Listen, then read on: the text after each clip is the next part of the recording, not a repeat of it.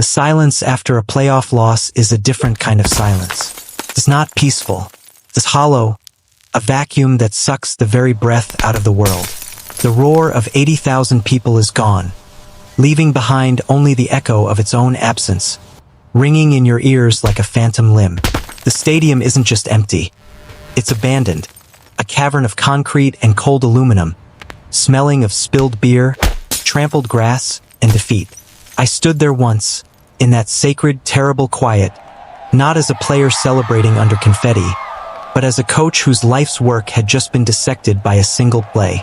And not just any play, a play that didn't come from me, a play that came from a number on a screen. I can close my eyes and still feel the artificial chill of the January night, see my breath fogging in the glare of the overhead lights, see the stunned, vacant stares of my players as they trudged toward the tunnel. We had been 11 points down with 6 minutes left. We'd clawed, we'd fought, we'd summoned that old, inexplicable magic that turns a game. We scored a touchdown. We got a stop. We drove again, down to their 23-yard line. 4th and 2. 2 minutes and 14 seconds on the clock. One timeout. The entire season. The hopes of a city. The legacy of a team that had fought for respect for a decade. All distilled into one decision. 2 yards. In my gut, in the very marrow of my bones, I knew what we were. We were a power-running team. We had a back who was a hammer, who had gained 4 yards a carry all night. The defense was gassed, leaning on their knees. The crowd was a seismic force willing us forward. The call was simple. 22 personnel. 2 backs, 2 tight ends. A full house backfield. We would get under center, we would run a lead dive, we would move the pile, we would declare our will upon them. It was who we were. It was football, raw and true. As I turned to send the play in, my offensive coordinator put a hand on my headset. Insistent, green letters on a black background. 4th down optimal play. Quick out pass, 63% success probability. Run play, 58% success probability. A 5 percentage point difference. Cold, decimal point edge. The numbers say pass, he said. They're stacking the box. The model sees it. Pass is the higher percentage play. I looked at my quarterback, a kid with ice in his veins but now with worry in his eyes. I looked at my fullback, a human wrecking ball nodding at me, begging for the ball. I looked at the tablet, this oracle of modern football.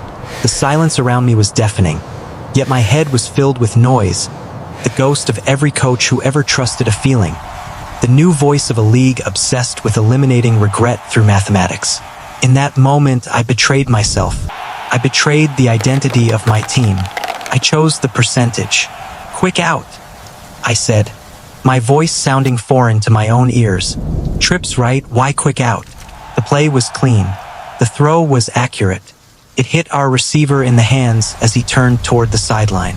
And it was broken up by a cornerback who, according to our tracking data, had a 12% lower backpedal to break speed than the league average. He made up the deficit in heart. The ball fell a dead thing to the green turf. The stadium gasped, then fell into that final, hollow silence. We never got the ball back. They kneeled. Our season was over.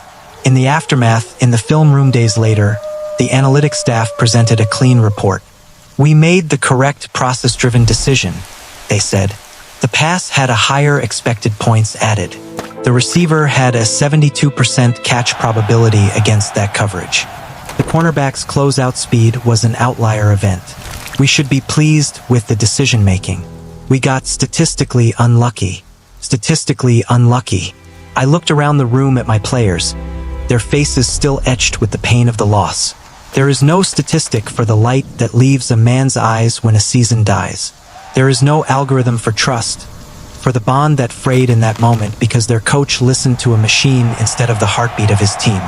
That call, that surrender to the data point, was the beginning of the end for me in that city. It wasn't why I was let go a year later, not officially, but it was the crack in the foundation. The players never said it, but they knew. They knew I had chosen a probability over a conviction. The game had changed underneath me, and I had become a translator for a new language I didn't fully believe in. That night, in the empty stadium, I wasn't just mourning a loss. I was mourning the slow, inexorable fading of something essential. Football, for a century, was a game of feel. It was played in the mud and the blood, coached by instinct honed over decades of watching film and seeing patterns no computer could code. It was a sport where a veteran linebacker could smell a screen pass, where a quarterback could sense a blitz from the tilt of a safety's helmet, where a coach could feel the momentum shift like a change in barometric pressure. It was human, gloriously and tragically human. It was error and grit and intuition and magic. What is happening now is a quiet revolution, a war for the soul of the sport. It is not fought with loud declarations, but with whispered numbers in owners' boxes, with sleek software on coaches' tablets, with the relentless, silent collection of 10,000 data points per game. Every step, every heartbeat, every angle of pursuit is recorded, quantified, and fed into models that promise a future of perfect, error-free football. The quest is noble on its surface. To remove chance, to optimize performance, to find every hidden edge. But I am left with a haunting, persistent question. In the quest to eliminate human error, are we in danger of eliminating humanity from the game itself? What becomes of the artistry when every brushstroke is prescribed? What happens to the warrior spirit when his every move is dictated by a higher probability? This is the story of that war. This is the story of the collision between two religions.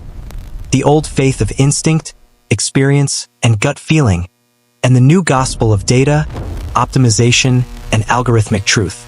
It's a war fought in draft rooms where scouts' lifetimes of intuition are overruled by a composite athletic score, on sidelines where coaches are pressured to make decisions that are right mathematically but feel wrong in their bones, and in the very essence of how we understand the players, not as men of flesh and spirit, but as vessels of predictive performance.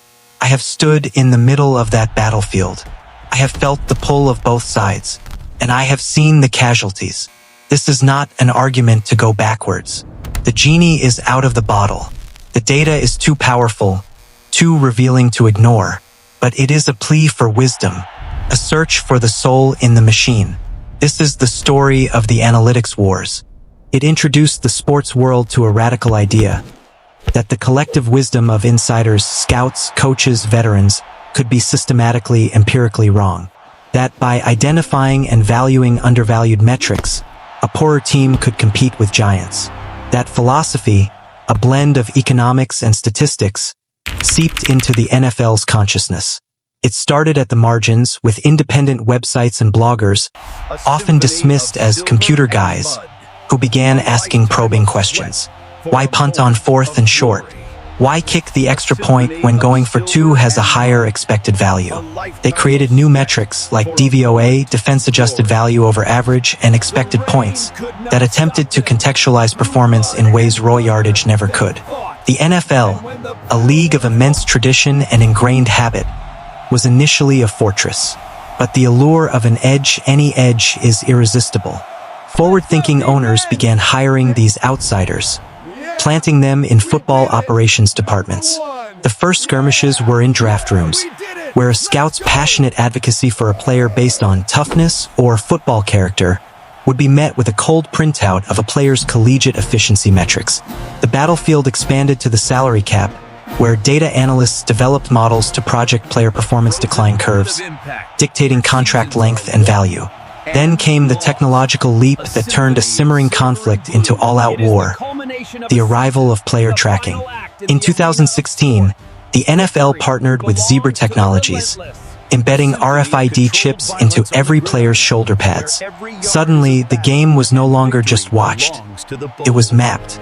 Every player's speed, acceleration, distance traveled, and separation could be measured in real time.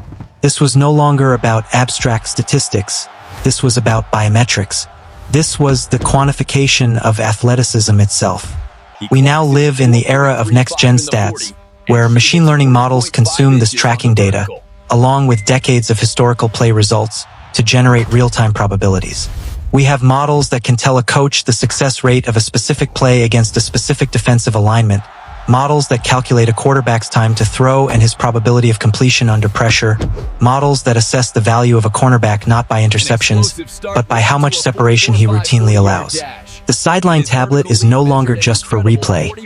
It is an oracle, constantly updating, offering a second-by-second verdict on every decision. This is the world of data. Vast, precise, and relentless. But instinct is not so easily erased. It is woven into the fabric of the sport's history. It is Vince Lombardi sensing the precise moment to call a power sweep. It is Bill Belichick before the term analytics was common, making a gut decision to take the wind in overtime. It is a veteran quarterback checking out of a play because the safety's alignment just didn't look right. Instinct is the repository of lived experience. It is pattern recognition forged in fire. A coach who has called 10,000 plays develops a feel that a model trained on aggregate data cannot replicate.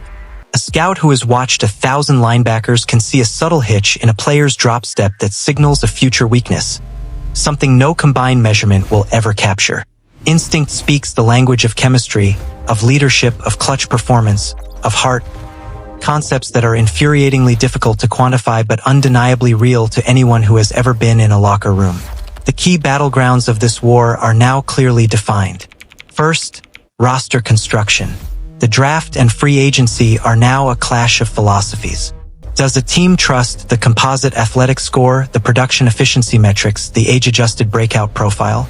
Or do they trust the scout's conviction that a player is a football player? The coach's sense that he fits the culture, the intangible belief in a winner's mentality? Second, in-game decision-making. This is the most public and pressurized arena. On every fourth down, in every two-point conversion attempt, in every end-of-game clock management scenario, a coach is now pulled in two directions. His gut, his decades of experience, might scream one thing. The colored chart on his tablet, the voice of his analytics staff in his headset, recommends another. His choice will be dissected in real time on broadcast graphics showing win probability swings, turning him into either a forward-thinking pioneer or a stubborn dinosaur before the final whistle even blows. Third, player evaluation. We are moving from evaluating what a player did to predicting what he will do. Contracts are increasingly based on projection models. A running back's value is no longer just his yards, but his efficiency against stacked boxes, his contributions in the passing game, and the ominous data point of expected decline after a certain carry threshold. This turns players into assets in a depreciation schedule, a cold reality that clashes with the personal nature of the sport. Finally, fan consumption. The audience is now armed with the same data. Social media debates are fueled by advanced metrics. Fantasy football and sports betting are multi-billion-dollar industries built entirely on statistical modeling and probability. The fan no longer just watches, they analyze, they critique, they speak the language of expected points added and completion percentage over expectation. This documentary series is a journey into the heart of this conflict. We will travel from the hushed, tense draft rooms where futures are decided by a war between a spreadsheet and a gut feeling, to the sidelines where coaches grapple with the ghost in the machine, to the minds of players who know they are being measured in ways their predecessors could never have imagined. We will hear from the pioneers of football analytics, the data scientists who see themselves as cartographers mapping uncharted territory. We will sit with the old-school coaches and scouts who view this revolution as a fundamental misunderstanding of the game's essence. And most importantly, we will listen to those in the middle, the coaches, general managers, and players trying to navigate this new landscape, to find a synthesis between what the numbers say and what their spirit feels. This is not a simple story of good versus evil, of progress versus tradition. It is a story about truth and about how we choose to find it. Does truth reside in the objective, collective history of 10,000 similar plays? Or does it reside in the subjective, lived experience of this play, this moment, these 22 men on this particular field? The stakes are nothing less than the future character of America's most popular sport. Will it become a perfectly optimized, efficiency-driven machine, a sport of algorithms where human error is minimized and surprise is engineered out? Or will it find a way to harness the power of data without extinguishing the unpredictable, human flame that has made it a cultural titan for a century? The war is underway. Every Sunday is a new battle. This is the story of the analytics wars. The war for the soul of modern football is not fought on the gridiron. The trenches in this conflict are server racks and draft boards, sideline tablets, and the deep neural pathways of a coach's memory. It is a Cold War, often invisible to the Sunday viewer, but its battles dictate every play, every personnel decision, every franchise's 5-year plan. On one side, data, a systematic, objective, and probabilistic worldview. It is the belief that the chaotic, violent ballet of a football game can be broken down into discrete, measurable components, that those components can be modeled, and that those models can reveal truths invisible to the naked eye. It seeks to replace doubt with percentage points, to substitute "I think" with "the numbers show." Its weapons are algorithms, its soldiers are quants, and its gospel is optimization. On the other side, instinct, the subjective, experiential, and deeply human wisdom cultivated over decades in film rooms, on practice fields, and in the heat of competition. It is the gut feeling, the feel for the game, the ability to see patterns born of repetition and trauma. It trusts the eye more than the spreadsheet, the heartbeat of a team more than a win probability model. Its weapons are intuition and narrative, its soldiers are the old guards of coaching and scouting, and its gospel is the intangible. This is the fundamental war shaping the National Football League. It is a conflict between two legitimate, powerful ways of knowing the game. And to understand its present fury, we must first understand its origins. For generations, football statistics were primitive, almost decorative. Passing yards, rushing yards, touchdowns. They were the broad strokes of narrative, not the fine tools of analysis. The first tremors of change came not from football, but from a baseball executive in Oakland. Billy Beane's Moneyball revolution in the early 2000s was a seismic event that echoed far beyond the diamond. They were simultaneously telling the Colts defense, subliminally, "Even the object you are trying to take is tailored for our success." It was a meta-signal, a statement of dominance that whispered of control so complete it extended to the molecular level. The fight that followed, the legal battles, the suspension overturned then reinstated, the fiery rhetoric, was all spectacle. It obscured the core truth. Deflategate was the logical endpoint of the philosophy Ernie Adams had architected. When you seek maximum information and control, you eventually seek to control the constants of the game itself. The football is the ultimate constant. Manipulating it was the final step in constructing a perfectly calibrated environment for one's own quarterback and a subtly destabilized one for the opponent. Every dropped interception by a Colts defender, every perfect spiral from Brady in the freezing rain, would now be viewed through the lens of that alleged manipulation. It robbed the victory of its purity, not because the deflation won the game. The Patriots dominated the second half with regulation balls, but because it cast a shadow over the very authenticity of the contest. Were the Patriots competing, or were they curating? The league's fierce, disproportionate response to Deflategate, compared to its handling of Spygate or the radio allegations, is telling. This was a cheat they could understand, measure, and explain to the public. It was a tangible crime with a tangible object. It allowed Commissioner Roger Goodell to posture as a fierce defender of integrity, attacking a solvable physical problem while the larger, systemic corruption of the informational war continued unchecked. Deflategate became a convenient distraction, a morality play about balls and air, while the deeper, more insidious virus of systemic espionage remained unaddressed. While Vermeil worked in the open, another pioneer operated in near-total secrecy, his work considered a proprietary weapon of mass destruction. His name was Bud Good, and in the 1960s and 70s, he was the NFL's first true data scientist, though no such title existed. Hired by the Baltimore Colts and later consulting for multiple teams, Good was a reclusive figure who used early mainframe computers to analyze play-by-play data. He developed his own statistical systems, creating metrics that attempted to isolate a player's contribution from his teammates. He believed traditional stats were misleading, that a running back's yards were more a product of his offensive line, that a quarterback's interceptions could be the fault of a receiver's route. Good's reports were dense, cryptic, and highly valued by the few executives who understood them. He represented the first glimpse of a future where football knowledge could be encoded, not just in a playbook, but in a computer tape. His work was a secret cult, proof that there was power in numbers, but a power so novel it had to be kept hidden from a skeptical football world.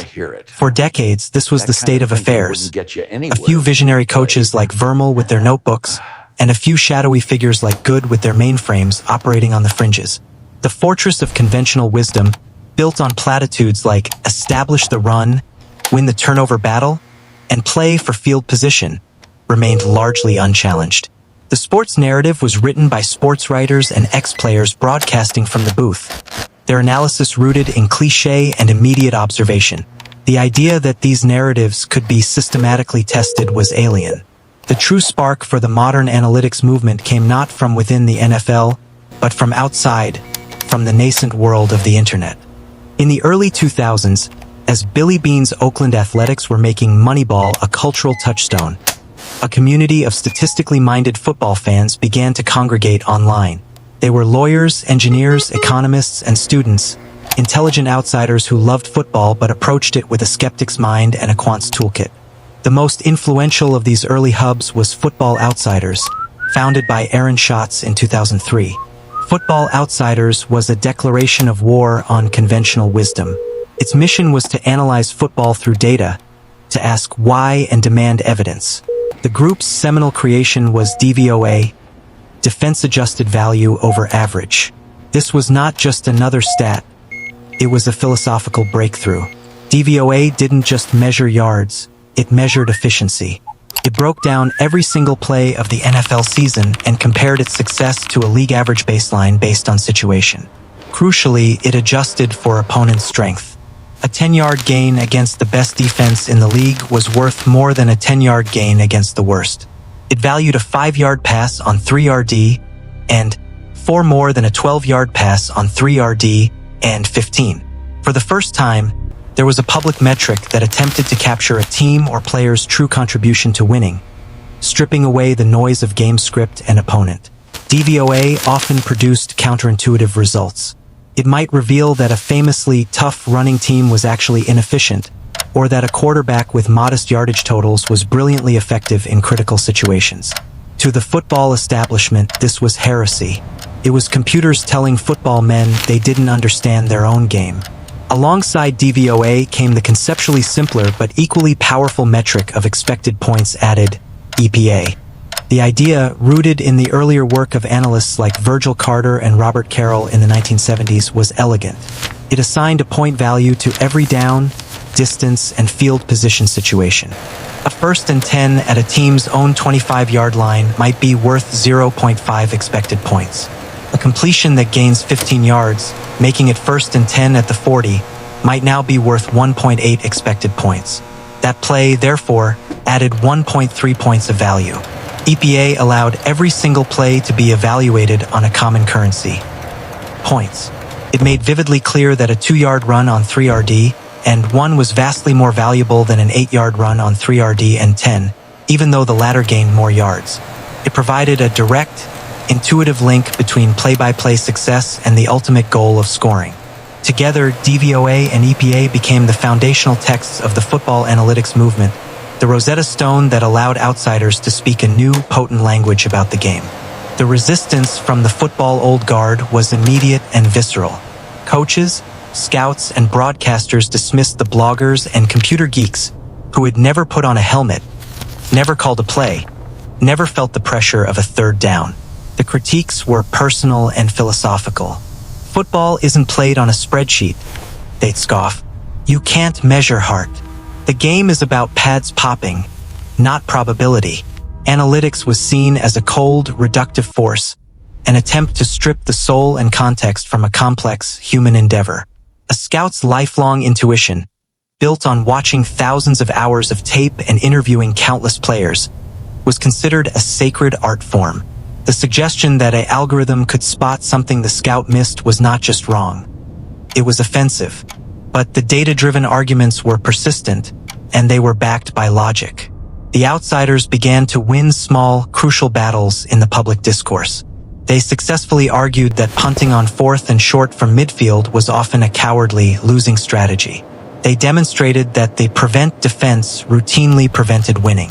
They showed that running backs were dramatically overvalued in the draft because of the punishing, short nature of their careers. These ideas seeped into the mainstream, debated on sports radio and in newspaper columns. The first, tentative inroads into NFL front offices were made not by revolution, but by infiltration.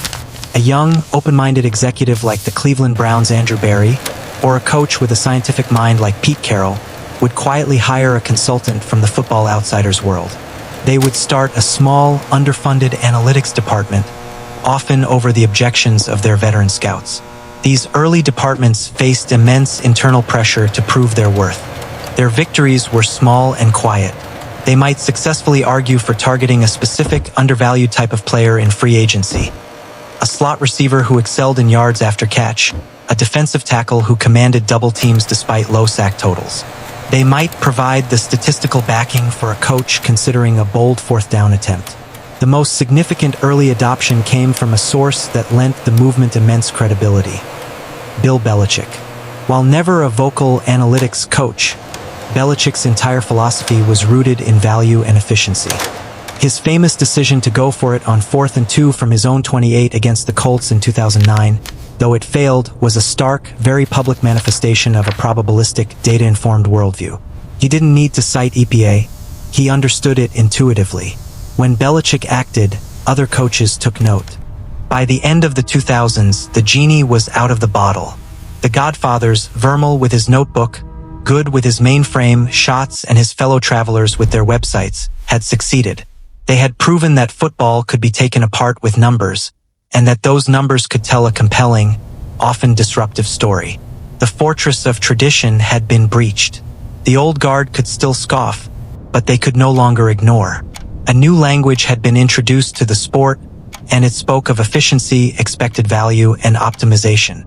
The war was no longer about whether data had a place in football. The first battle was over. The new, much more complex war would be about how much power it would wield.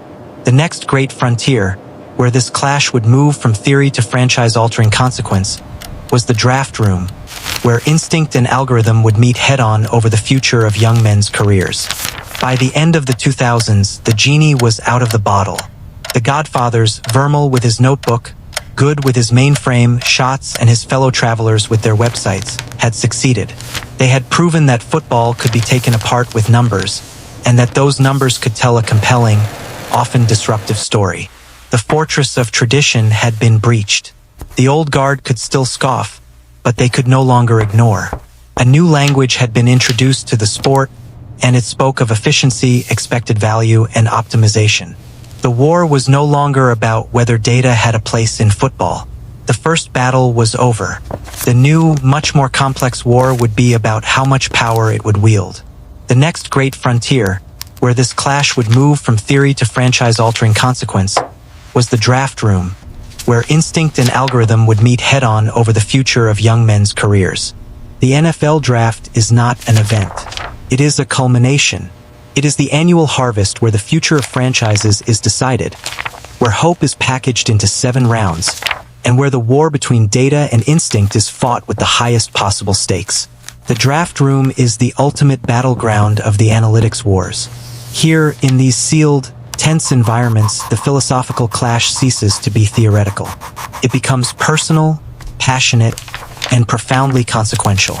On one side of the table sit the scouts, men with weathered faces and miles on their cars, their judgments forged in countless visits to college practices, in film rooms smelling of pizza and sweat, in conversations with coaches that probe not just for talent, but for character, for heart, for the intangible will to win.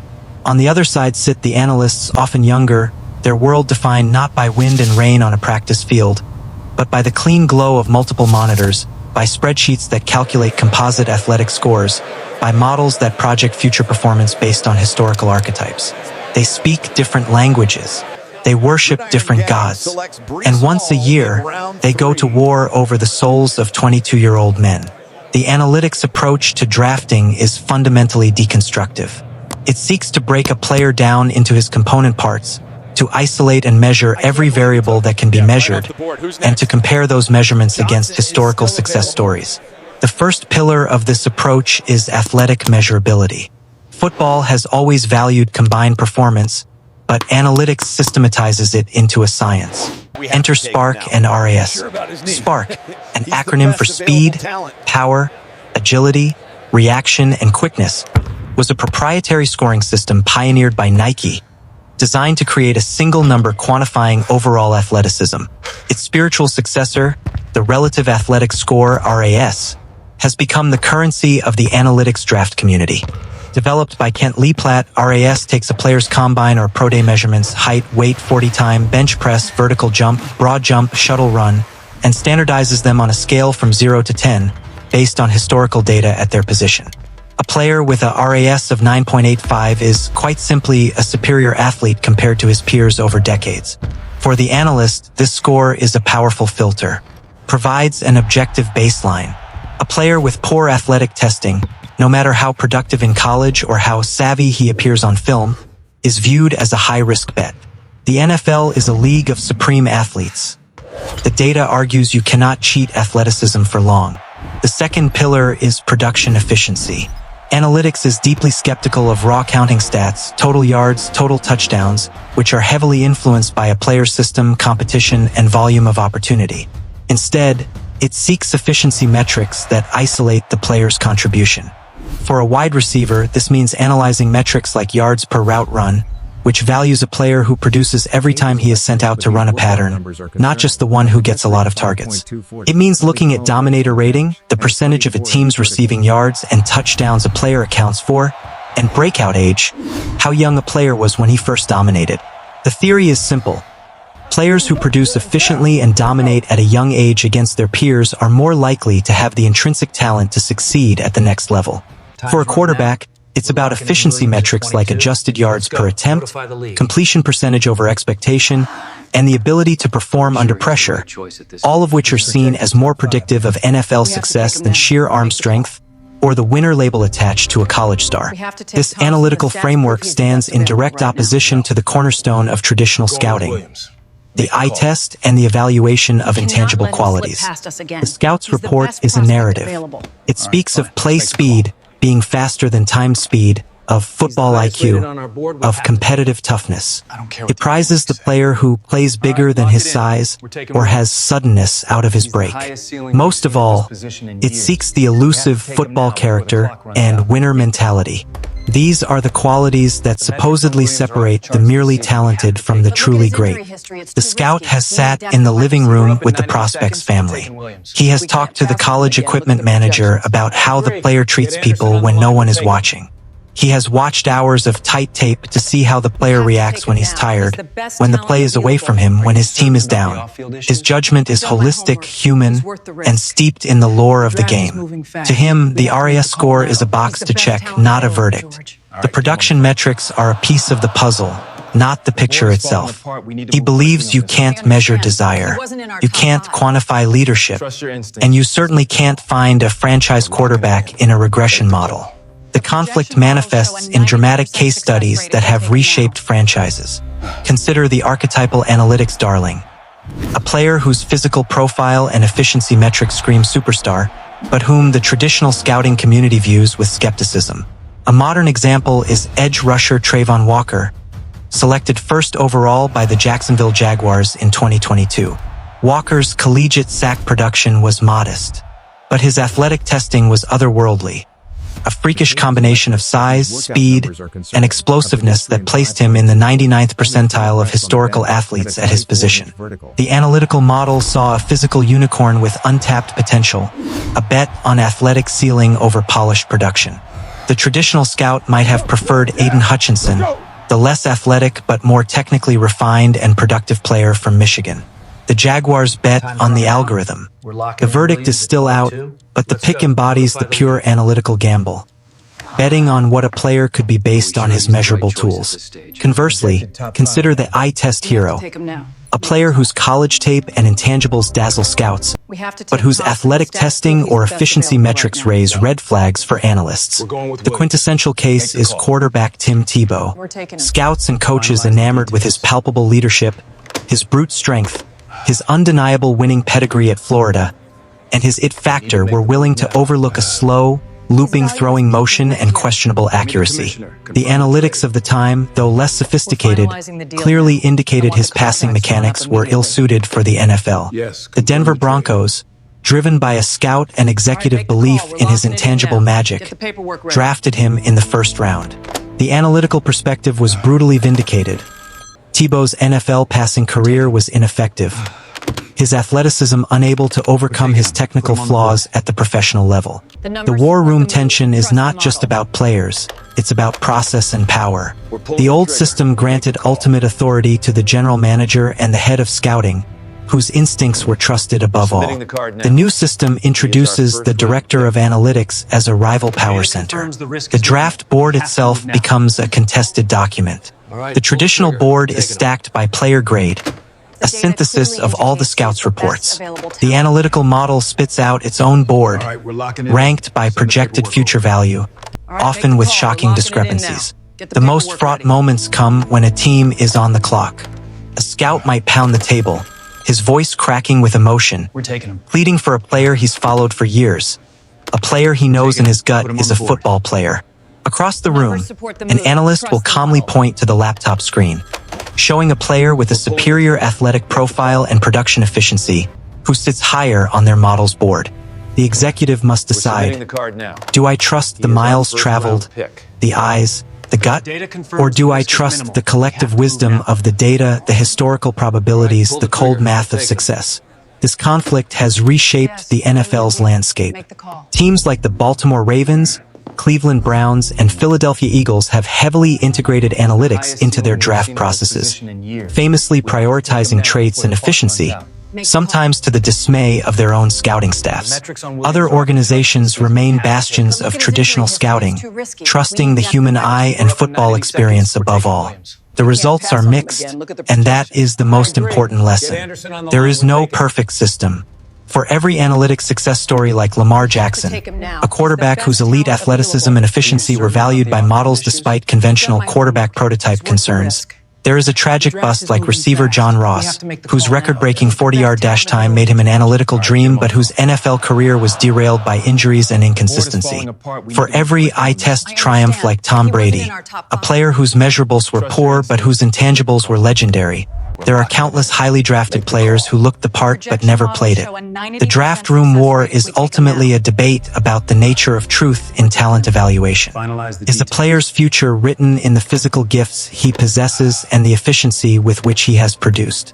Or is it written in the unquantifiable fire behind his eyes, the character in his heart, the winning habits ingrained in his psyche? The modern NFL front office is a forced marriage between these two worldviews, a tense collaboration where the scout's narrative and the analyst's number must somehow find a consensus on a draft card. It is an exhausting, high-stakes negotiation that leaves no one unscathed. But the battle does not end when the commissioner announces the pick. In fact, it merely shifts venue. From the war room of pre-draft speculation, the conflict moves to the most public, pressurized, and immediate arena imaginable. The sideline during a live game, where every decision is amplified by the roar of a crowd and the relentless judgment of a win probability model. The draft is a war of prediction. The game day is a war of real-time execution. The most profound tool in modern football isn't a new helmet technology or a revolutionary play design. It is a tablet, a sleek, handheld pane of glass that now sits on every coach's bench, glowing with a secret language of colors and numbers. To the casual observer, it's a device for reviewing replays. But within the inner sanctum of an NFL sideline, it has become something far more powerful. An oracle, a confessor, and a merciless judge. It is the front line of the analytics wars, the place where data and instinct collide in real time, with millions watching and the outcome of a season hanging in the balance. The decisions it influences, to go for it on fourth down, to attempt a two-point conversion, to manage the clock in a specific counterintuitive way, have transformed the very rhythm and philosophy of the game. This is no longer just about calling plays. This is about making choices that are validated or vilified not by the result, but by the process. And at the heart of the storm is a new figure on the coaching staff, the analytics coordinator, a ghost in the headset, whispering probabilities into the ear of a man whose career is built on gut feelings. I remember the first time I truly felt the presence of the ghost. It was my second year as a head coach, a tight game against a division rival. We faced a 4th and 3 at the opponent's 38-yard line. Second quarter, a gray area. In my playing days and in my early coaching career, the decision was automatic. You punt. You pin them deep, you play field position, you live to fight another series. It was football dogma. As I looked at the field, my instinct was to send the punt team out. But in my ear, a calm, young voice spoke. It was Alex, our game management coordinator, a former Ivy League economics major who had never played a down of professional football. "Coach," he said, "model strongly recommends going for it. Our expected points added by going for it is plus 1.2. Punting is plus 0.4. The win probability swing is 2.7% in favor of going." I stood there, frozen. The crowd was roaring. My special teams coach was looking at me, waiting for the nod. My offensive players were on the sideline, watching. I had about 20 seconds to decide. I was no longer just weighing a football decision. I was weighing two entirely different definitions of what it meant to be right. I could be right by the old book, the trusted path, and face no second-guessing if we punted and lost. Or I could be right by the new book, the algorithm, and face universal ridicule if we went for it and failed. I looked at the tablet someone held up. A green bar for GO, stretched far longer than a red bar for punt. I swallowed hard. "Offense, stay out," I said into my headset. We converted. We scored a touchdown 4 plays later. We won the game. In the locker room, I was a hero for being aggressive, but I knew the truth. I wasn't brave. I was obedient. I had followed the green bar. This is the new reality. The analytics of in-game decision-making are built upon a foundation of expected points added (EPA) and win probability models. These are not static numbers. They are dynamic algorithms that update with every play, consuming real-time data score, time remaining, timeouts, field position, even the quality of the teams involved. They reduce the infinite complexity of a football game to a probabilistic roadmap. The most famous and contentious application is on 4th down. For decades, coaching was governed by a simple, fear-based flowchart. On your own side of the field, punt. On their side, but outside of field goal range, consider it inside field goal range, kick. Analytics eviscerated this logic. The models revealed, with crushing clarity, that teams punted far too often.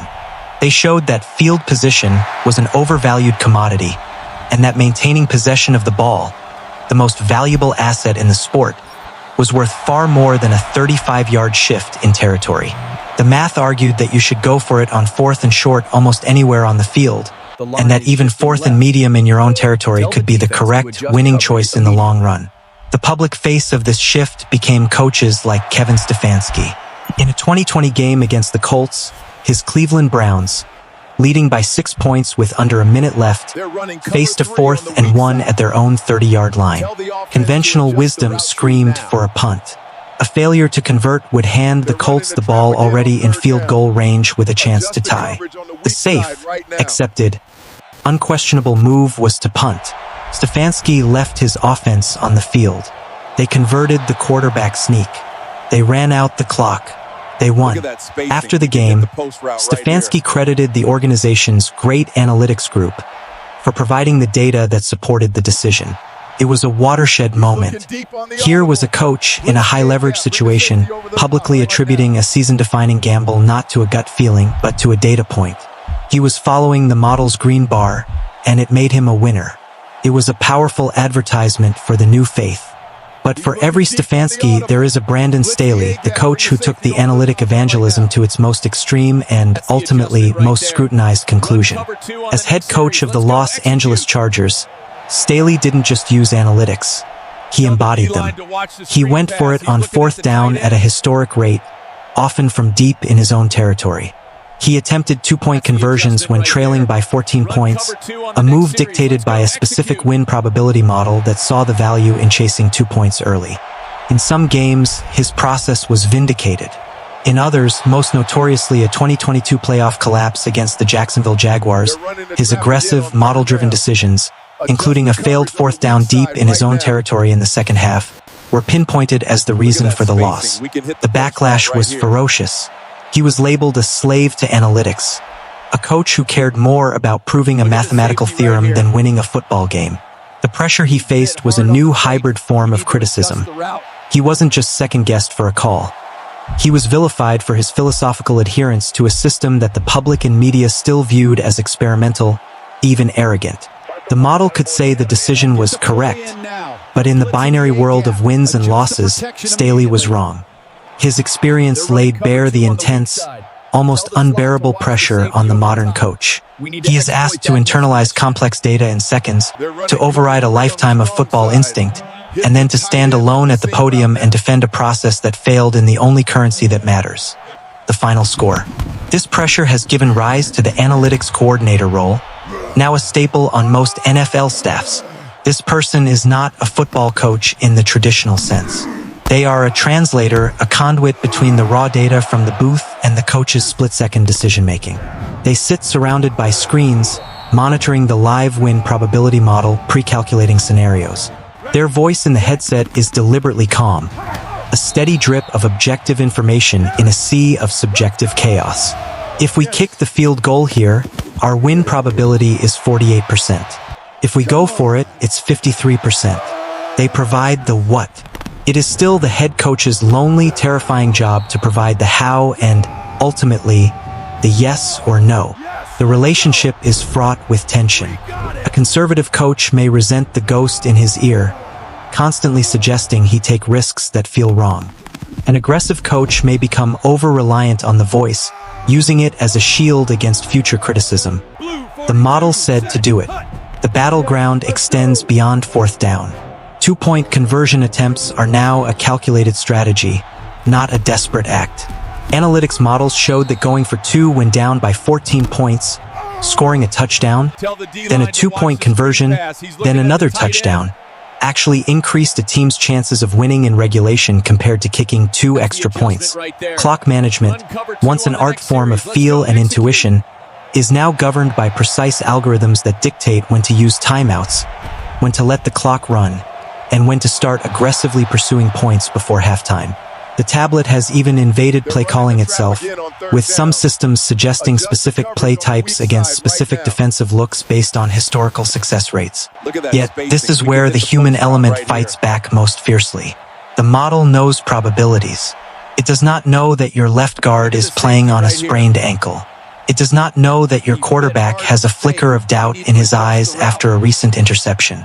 It does not feel the momentum of the game, the energy of your defense, the swirling wind in an open stadium. It deals in aggregates in thousands of similar situations. But this situation, this game, is unique. This is the coach's eternal dilemma. He is told that over the course of 100 such decisions, following the model will yield more wins. But he doesn't coach 100 games. He coaches this one. And if he bets on the 53% and loses, he will be asked to explain why he bet on a coin flip. The Sideline tablet offers a vision of a perfect, optimized game, free from human error. But it cannot account for the human spirit, the miraculous catch, the catastrophic drop, the sheer, unpredictable will of 22 competitors. It provides an answer, but it can never assume the responsibility. That burden, as it always has, rests solely on the shoulders of the man with the headset, standing on the sideline, listening to the ghost, and searching his own soul for the courage to choose. The data can map the territory, but the coach must still lead the army through the fog of war.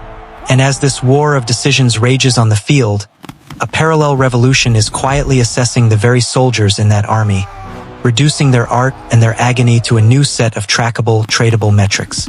The quarterback is the sun around which the entire football solar system revolves. He is the protagonist in every story, the face of the franchise, the player whose performance is dissected with a reverence bordering on mania. For a century, we evaluated these men through a familiar, simplistic lens. Passing yards, touchdown to interception ratios, wins. We described them with poetic, human language. He's a gunslinger, a field general, a magician in the pocket, a cold-blooded assassin in the fourth quarter. But in the age of analytics, that poetry is being translated into mathematics. The quarterback is no longer just a leader.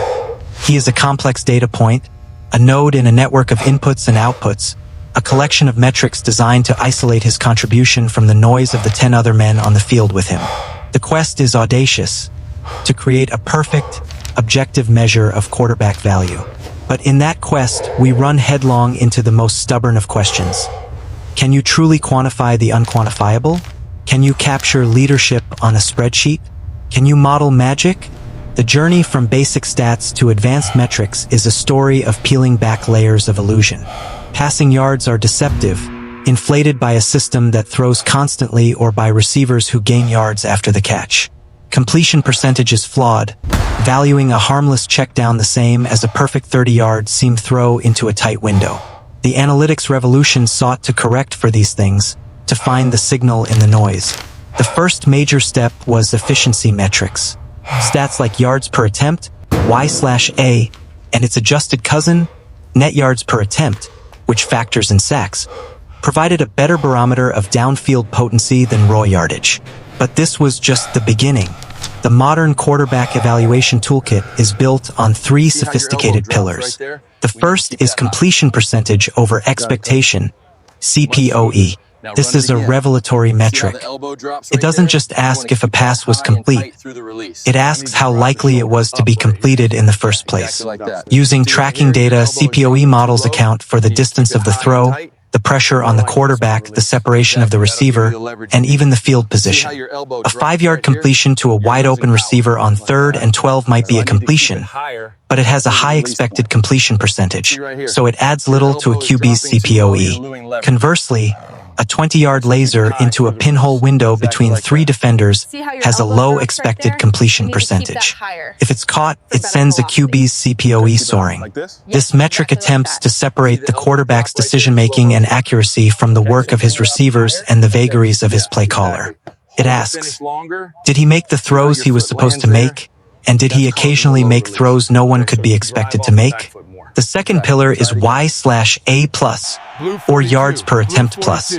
This is an indexed, context-rich statistic.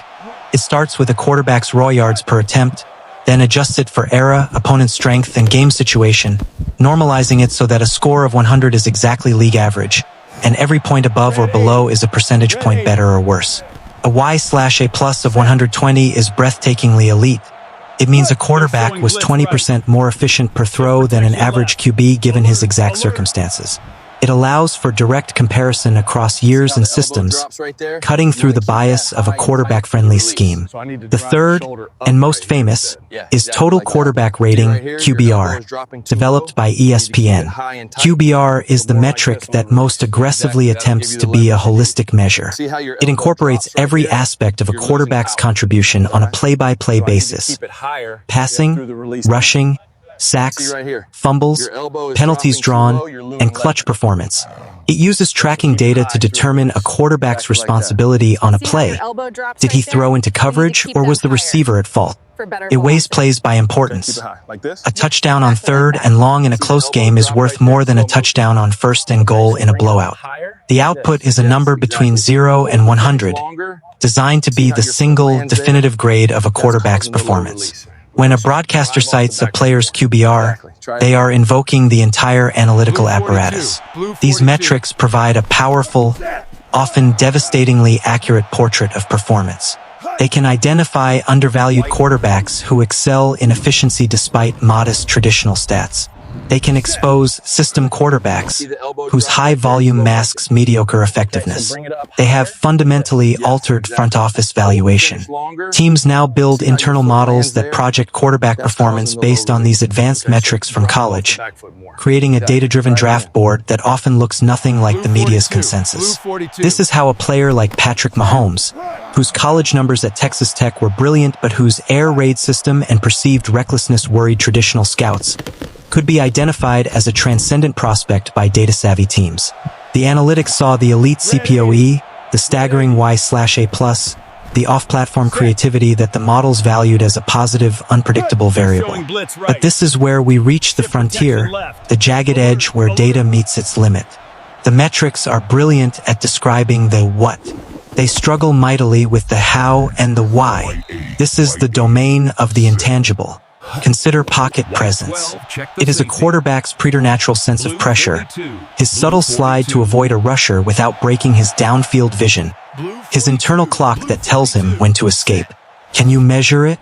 You can track the time before pressure arrives. You can note how often he is sacked.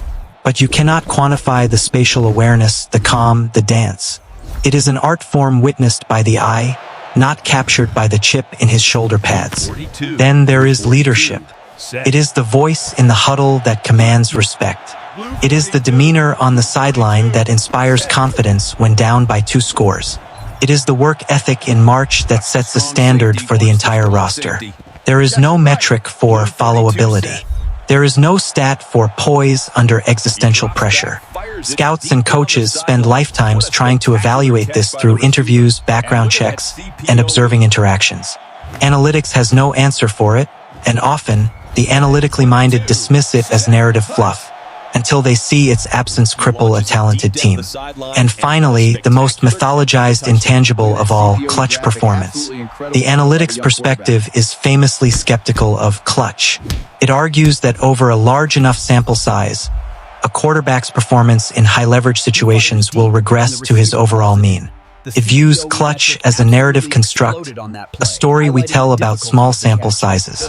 The data might show that a quarterback's completion percentage in the final 2 minutes of a one-score game is statistically no different from his first quarter percentage. But try telling that to the fan base of a team led by a quarterback who has engineered multiple game-winning drives. Try telling that to the players in the locker room who believe with every fiber of their being that their quarterback has a magical ability to elevate when it matters most. The data sees noise. The human heart sees legend. This is an unbridgeable chasm. The divergent evaluations of players like Lamar Jackson and Josh Allen are perfect case studies in this conflict. When Lamar Jackson emerged from Louisville, the traditional scouting report was brutal. He was a running back playing quarterback. His throwing mechanics were unorthodox. His accuracy was questioned. He was an athlete, not a passer. But the advanced metrics told a different story. His college efficiency numbers, particularly his yards per attempt and his touchdown-to-interception ratio, were outstanding. His production as a runner was so historically elite that the models couldn't ignore its value. The Baltimore Ravens, a franchise deeply influenced by analytics, saw the data point. A player whose total offensive output via pass and run was generating points at a monstrous rate. They bet on the metric, traded up for him, and built an offense around his unique skill set. The result was a league MVP. The data saw the total value where the eye saw a flawed passer. Josh Allen's story is the inverse. Coming out of Wyoming, Allen was the ultimate eye test hero. He looked like a Greek statue carved for the position. He had a cannon for an arm capable of throws that made scouts gasp. But his college analytics were atrocious. His completion percentage was low, his efficiency metrics were poor, especially against weaker competition. The data said he was a high-risk, low-probability prospect. The Buffalo Bills, however, fell in love with the tools, the character, the undeniable physical ceiling. They bet on the intangible potential, on the belief that accuracy could be coached and the supporting cast improved. They bet on the ghost in the machine that the machine itself could not see. That bet also yielded a superstar. Allen's development is a testament to the power of coaching, environment, and the unmeasurable will to improve. These parallel stories reveal the essential truth. The most successful teams in the modern NFL are not those that blindly follow the data or those that stubbornly ignore it. They are the ones that can hold both truths in their hands. They use the metrics like CPOE and Y/A+ to identify outliers, to correct for bias, to find undervalued traits. But they also leave room for the ghost. They understand that the final piece of the quarterback puzzle, the thing that separates a good data point from a transformational leader, exists in the unquantifiable realm of heart, mind, and spirit. The model can tell you a player is efficient, cannot tell you if he will inspire a city, can project his touchdown rate, cannot measure his resilience in the face of failure. The quarterback is the most human position in perhaps the most inhuman sport, a contradiction that no algorithm will ever fully resolve. And as we strive to measure these men with ever greater precision, the technology itself is taking a staggering leap forward, moving from evaluating what they did to tracking everything they do in real time, from heartbeat to footstep. The pursuit of perfect knowledge in football has always been haunted by a fundamental limitation. We could only see what the camera captured. We could analyze the outcome of a play, but the infinite web of movement that led to it, the subtle angle of a receiver's break, the precise acceleration of a pass rusher, the secret geometry of coverage, existed only in the realm of impression, of expert eye, of gut feeling. That limitation evaporated not with a rule change or a philosophical shift, but with the silent integration of a piece of technology smaller than a coin. Sewn into the shoulder pads of every player in every game since 2016 is a radio frequency identification (RFID) chip. This unassuming device is the most transformative and intrusive tool in the history of professional sports. It has turned the football field into a live data farm, harvesting an ocean of information 10,000 times per second. This is not analytics in the abstract. This is biometric surveillance. This is the next-gen spy game, and it is reshaping the sport from its atomic structure. The system, a partnership between the NFL and Zebra Technologies, is deceptively simple in concept, staggeringly complex in application. 25 receivers are installed around the stadium, creating a precise tracking field. The chips in the shoulder pads ping these receivers, allowing the system to plot the location of every player on the field in real time to within 6 inches of accuracy. From this constant stream of X and Y coordinates, an entire universe of data is born. Speed, acceleration, deceleration, distance traveled, separation, route efficiency, burn percentage, time to throw, pass rush get off. The raw numbers themselves are awe-inspiring. We now know that Tyreek Hill can hit a top speed of 23.24 miles per hour, making him the fastest man in a league of fast men. We know that a linebacker like Micah Parsons can cover ground at an acceleration rate that defies physics for a man of his size. We know the exact yard of separation a receiver like Justin Jefferson creates at the apex of his route. This is no longer scouting. This is spectral analysis. It allows teams to move beyond the what of a player's physical gifts and into the how of his athletic signature. A scout's report might say a cornerback has recovery speed. The tracking data shows his precise deceleration rate when a receiver breaks, his hip fluidity measured in degrees per second, and his closing speed in yards per second. It turns adjectives into integers. This revolution first reshaped player evaluation and acquisition. The draft process, once dominated by the imperfect theater of the absurd that is the NFL scouting combine, now has a parallel, far more reliable data stream. Why trust a prospect's 40-yard dash time on a rubberized track in Indianapolis when you have 3 years of his actual in-game speed data from college stadiums equipped with the same system? Teams now build prospect profiles using player tracking scores, composite grades of a player's in-game athleticism. It has uncovered gems, players whose production was modest but whose athletic profiles, as revealed by the chips, screamed untapped potential. Conversely, it has red-flagged highly productive college stars whose tracking data revealed below-average explosiveness or agility, predicting they would struggle against NFL athletes. The chip does not lie about the body's capabilities, but the true transformation is in scheme design and in-game strategy. Offensive coordinators are no longer just drawing plays. They are programming routes based on mathematical efficiency. Using historical tracking data, they can model which route combinations create the most separation against specific coverage shells. They can see that against a certain defensive back who struggles with lateral agility, a double move generates an average of 3.2 yards of separation, whereas a quick out generates only 1.1. They design plays not to get a receiver open in a general sense, but to generate a specific quantifiable yardage of separation at a specific point on the field. Defensively, coaches use the data to diagnose weaknesses. They can see if a cornerback is consistently allowing more separation on routes breaking toward the sideline versus the middle of the field. They can identify pass rushers whose get-off time is elite but whose pass rush plan is inefficient, as shown by the circuitous, energy-wasting routes they take to the quarterback. The most profound and ethically fraught application is in contract valuation and performance assessment. The front office is no longer negotiating negotiating with a player's agent based on touchdowns and Pro Bowls alone. They are negotiating with a data packet.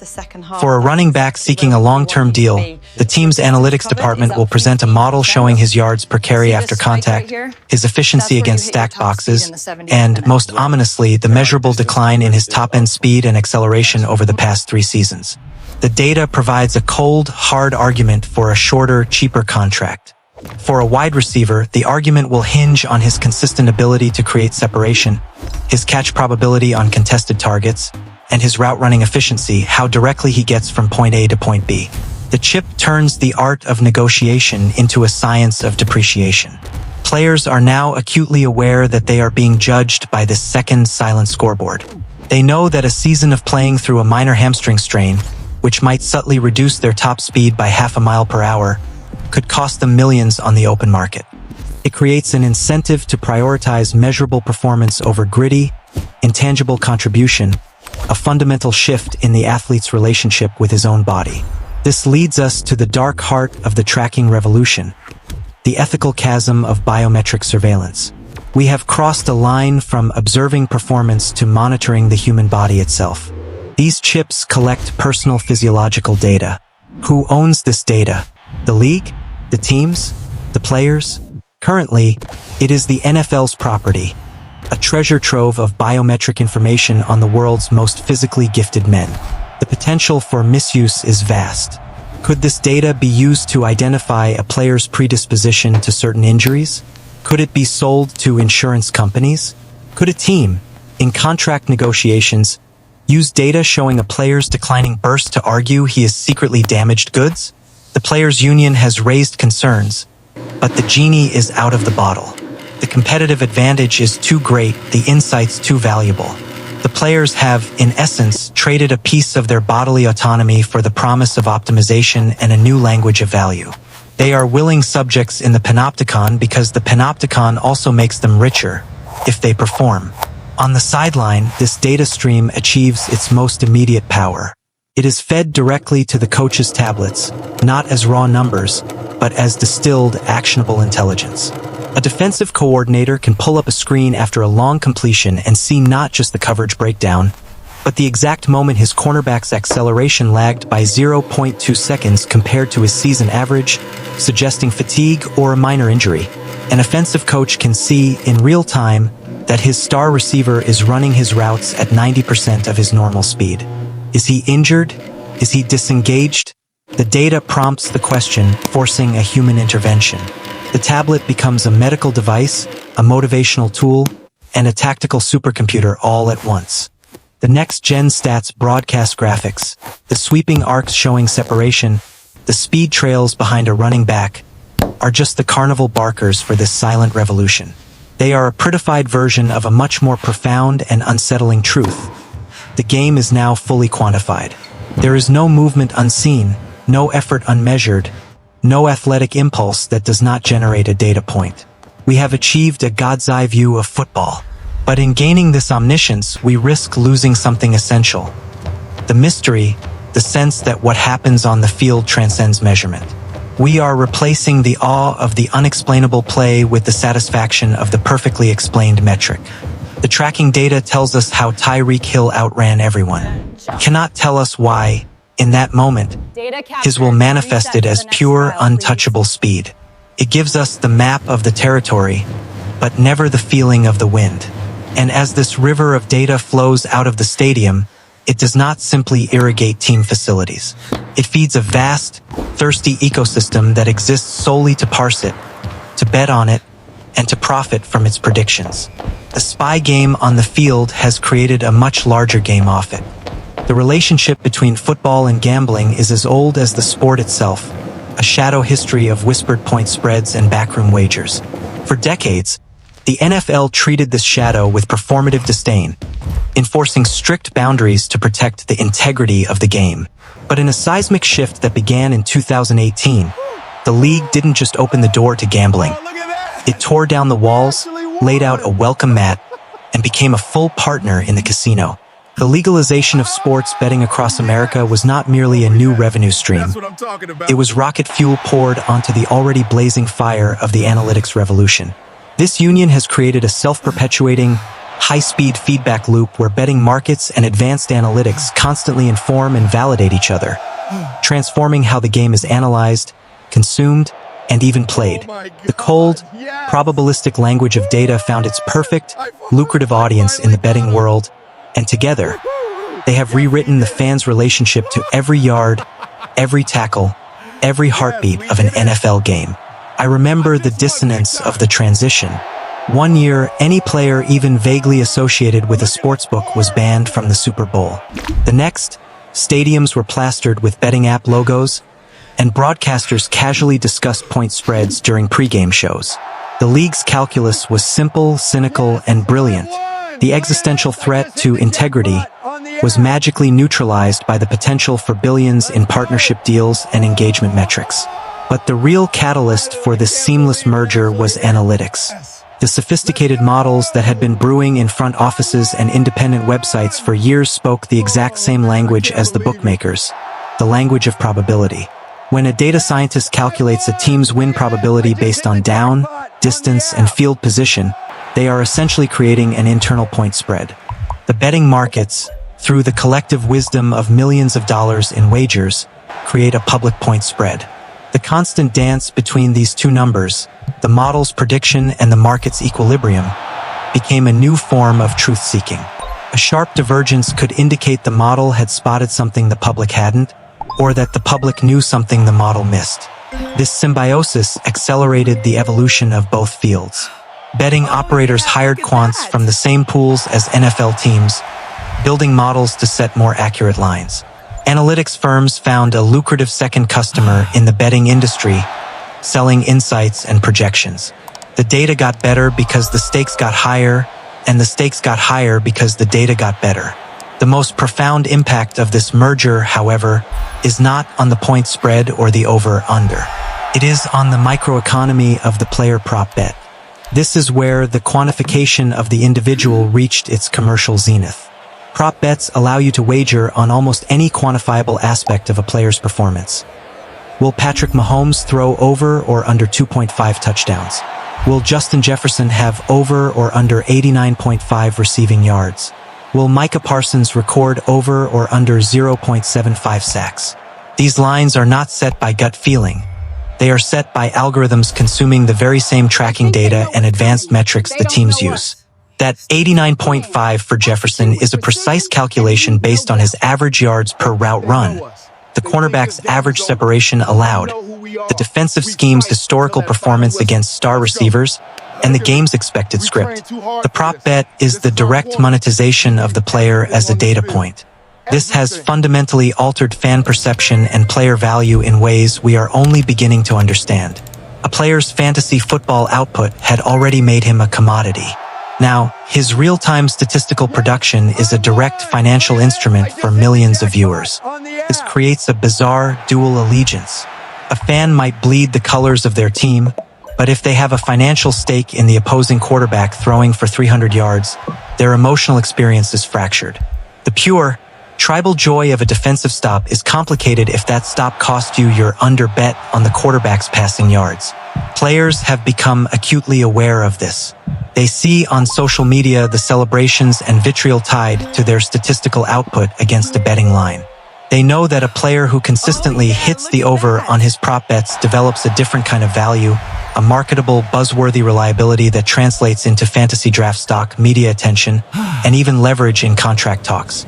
Conversely, a player who consistently falls short of his prop lines, often due to factors far beyond his control like game script or play calling, absorbs a narrative of being overrated or a fantasy bust, labels that can stick and affect his earning potential.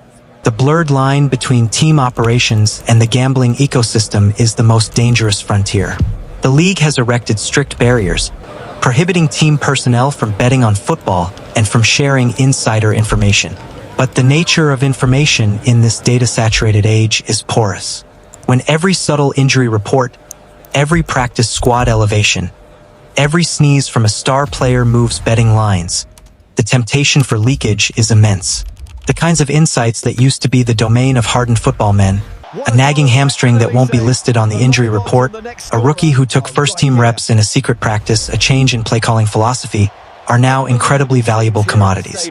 The potential for a low-level staffer, privy to inconsequential seeming information that a sophisticated model would prize, to influence the market is a constant, low-grade threat.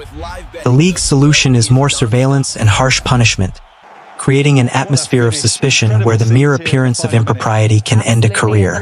The very data that was supposed to create clarity and fairness has also created a new landscape of potential corruption.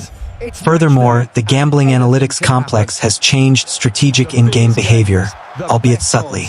The rise of correlated parlays, bets that tie together multiple outcomes, like a team to win and a player to score a touchdown, has created a bizarre fan incentive to root for specific, data-driven scenarios.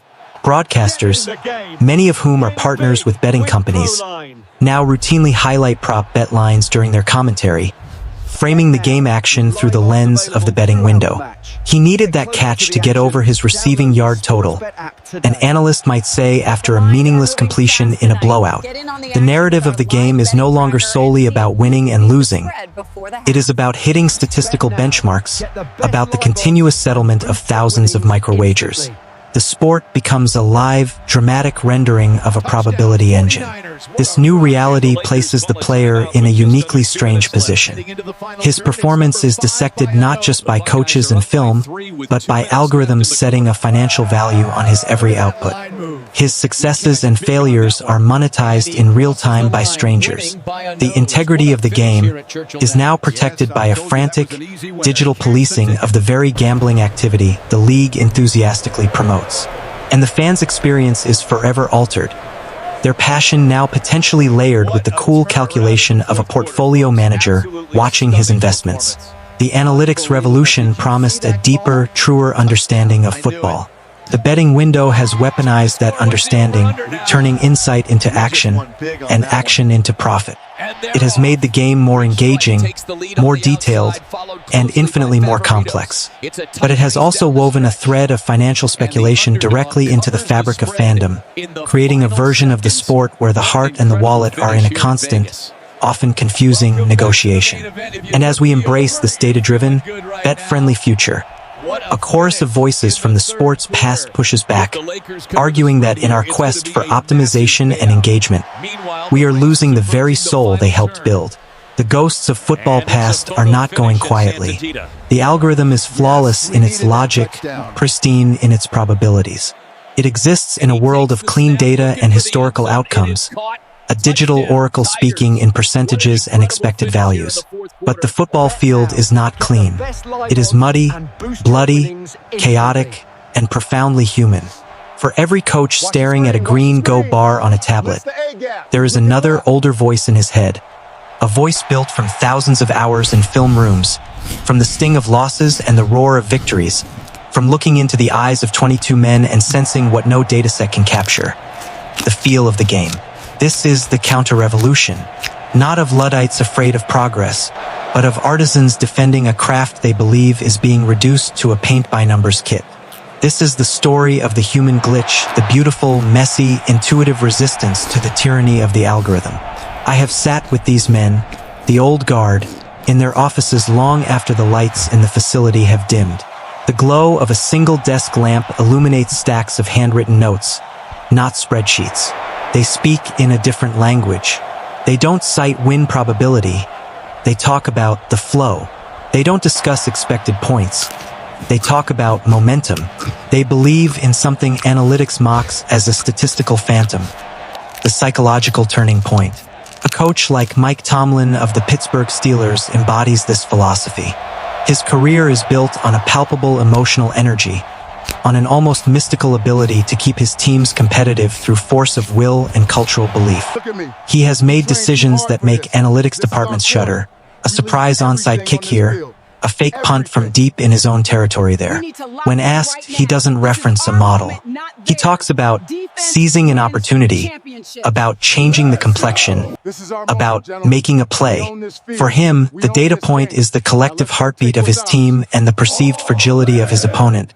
a metric no chip can track. The philosophical core of the resistance is the belief that football is not a series of independent probabilistic events, but a continuous, interconnected psychological narrative. Analytics treats a game as 150 separate plays, each with its own expected value. The instinct-driven coach sees it as one long story, where the emotional resonance of a previous play fundamentally alters the probabilities of the next one. This is the concept of momentum, a dirty word in analytic circles because it is so difficult to isolate in the data. But try telling that to a player who has just seen his coach go for it on 4th and 1 in his own territory and convert. The surge of confidence in the huddle, the deflation on the other sideline, these are real, palpable forces. A coach like Pete Carroll, for all his modern openness to sports science, is at heart a maestro of psychology and belief. His decision to throw from the 1-yard line at the end of Super Bowl 49 was, in hindsight, analytically justifiable. But the backlash wasn't about the math. It was about a violation of a narrative instinct. In that moment, the story demanded a Marshawn Lynch run. The data suggested a pass. The collision of those two truths created a legend of failure, proving that in the human theater of sports, narrative often trumps percentage. The resistance finds its purest expression in the concept of the feel. Bruce Arians, the retired Super Bowl winning coach, was famously dismissive of analytics. His motto was no risk it, no biscuit. But his risks were born of film study and gut, not a probability threshold. He talked about seeing a defensive tendency he could exploit, a look in a linebacker's stance that told him a blitz was coming, a fatigue in a defensive back's posture in the 4th quarter. This is knowledge that exists in the subconscious, a pattern recognition software built not with code, but with decades of lived experience. It is slow, human intuition versus instantaneous, artificial intelligence. For these coaches, the tablet's recommendation is information, not wisdom. Wisdom comes from integrating that information with 1,000 other fluid, unquantifiable variables. The weather, the crowd noise, the body language of your quarterback, the recent injury to their star pass rusher, the lingering effect of a controversial penalty 3 plays prior. Players, too, are fierce defenders of the intangible. Hall of Fame quarterbacks like Peyton Manning, who was himself a human computer on the field, often spoke about the limitations of pure data. He would audible at the line based on a safety's depth or a linebacker's shoulder angle, micro-adjustments that tracking data could later describe but could never have prescribed in the moment. Linebackers like Ray Lewis preached about the tape revealing a player's soul, his effort when the play was away from him, his pain tolerance, his want to. These are scouting cliches for a reason, because for generations they were the only tools available and they often worked. They evaluated the heart along with the athleticism.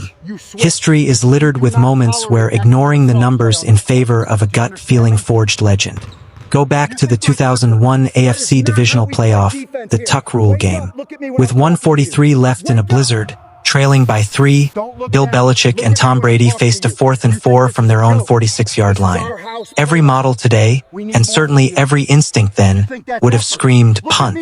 The probability of converting, of driving the length of the field in a snowstorm was minuscule. Belichick went for it. Brady completed a pass to David Patton for 6 yards. The drive and the dynasty continued. That was not analytics. That was a cold, calculated belief in his quarterback and a disdain for conventional wisdom. It was a human glitch in the expected program of coaching behavior, and it changed NFL history. Or consider the Philly special in Super Bowl 52. On 4th and goal from the 1-yard line, just before halftime, Eagles coach Doug Peterson and quarterback Nick Foles made a decision that will live forever. The analytics would have supported going for it with a standard play. But the call was a direct snap to the running back, a pitch to a tight end, a pass to the quarterback. It was a trick play of immense risk at the most critical moment imaginable. It wasn't a product of a win probability model. It was a product of collective audacity, of a coach and quarterback connected by a fearless trust. It was the ultimate expression of instinctual theatrical football, and it worked because it was human, unexpected, and born of a relationship, not a calculation. The pushback is not a denial of data's utility. Every coach I spoke with uses the information. They look at the 4th down charts. They review the efficiency reports, but they treat it as a navigational aid, not an autopilot. The fear they express is one of atrophy, that the next generation of coaches, raised on tablets and trained to trust the green bar, will lose the capacity to develop the feel. They worry that coaching will become a technical act of following optimized instructions rather than the artistic, psychological, and leadership endeavor it has always been. They see a future where the courageous, game-changing gut call is coached out of the profession, replaced by a safe, defensible adherence to process, even when that process fails in the biggest moments. In this war, the human glitch, that unquantifiable spark of intuition, that belief in something beyond the numbers, is not a bug in the system. It is the last stand of the sports soul. It is the recognition that football, at its best, is not just a physical contest or a mathematical puzzle. It is a drama of human will, and no algorithm, no matter how sophisticated, can ever write that script, can only critique it in hindsight. The data provides the map of the known world. But the great explorers, the ones who changed the game, have always been willing to sail off its edge, guided by stars they alone can see.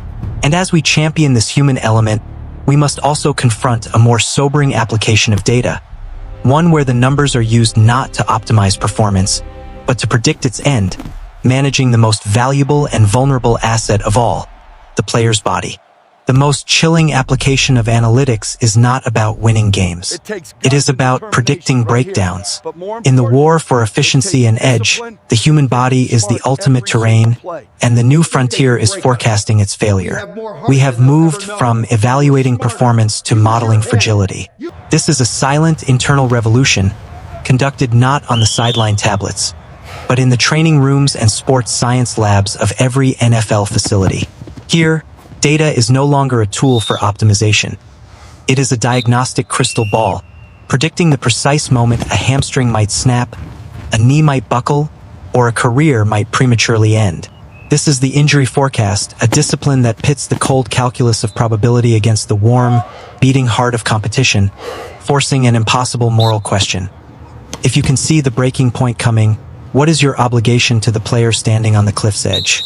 I learned the language of this forecast the hard way. In my third season as a coordinator, we had a running back, a warrior we'll call Marcus. He was our engine, a violent, beautiful runner who punished defenders. Midway through a playoff push, our sports science director, a young PhD in biomechanics, presented a report. Marcus's data was flashing red. His workload over the last 4 weeks, measured in total high-speed yards and accelerations, was in the 99th percentile for the league. More ominously, his acute-to-chronic workload ratio, a metric comparing recent strain to his longer-term conditioning, had spiked into the danger zone.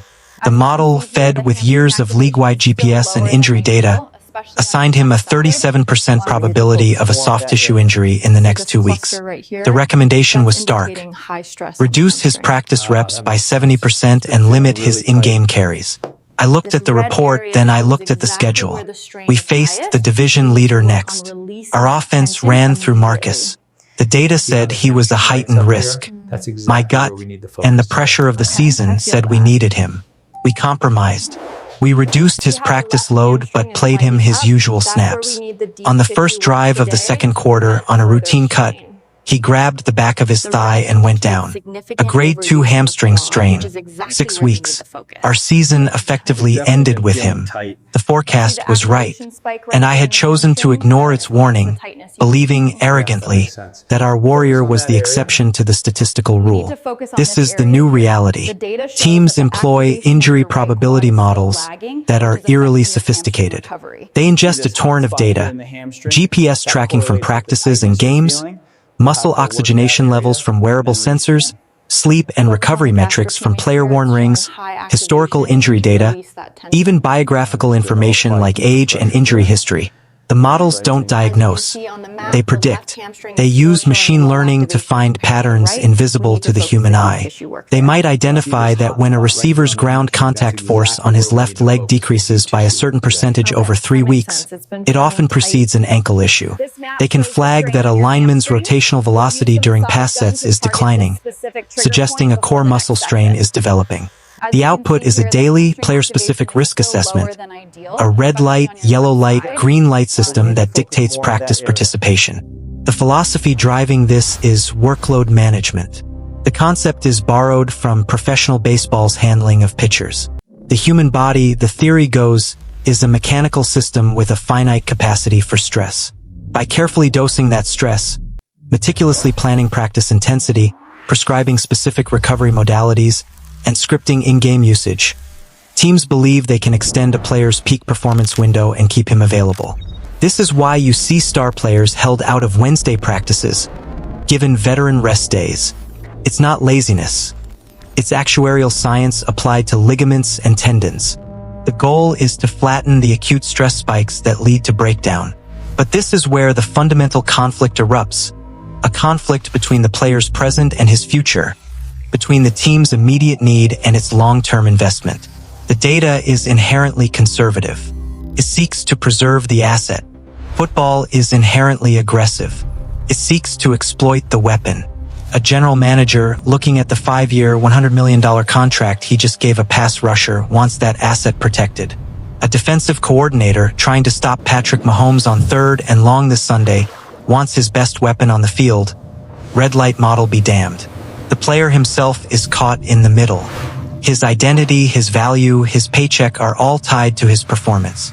To be managed is to be sidelined, to watch someone else take your reps, to feel your own indispensability erode. Many players, especially veterans, deeply resent the sports science staff, viewing them as overeducated babysitters who've never played the game, using algorithms to steal their ability to prepare and compete. The moral dilemma is profound and constant. Imagine you are a head coach. Your analytics staff tells you your Pro Bowl left tackle has a 28% chance of an ACL tear in the next game, a risk 3 times higher than his baseline, due to a recently detected asymmetry in his movement patterns. The player feels fine. He insists he's fine. The offensive line coach says he looks fine on tape. Do you bench him? Do you tell him? If you bench him and his backup gets beaten for a game-losing sack, you are vilified for overthinking.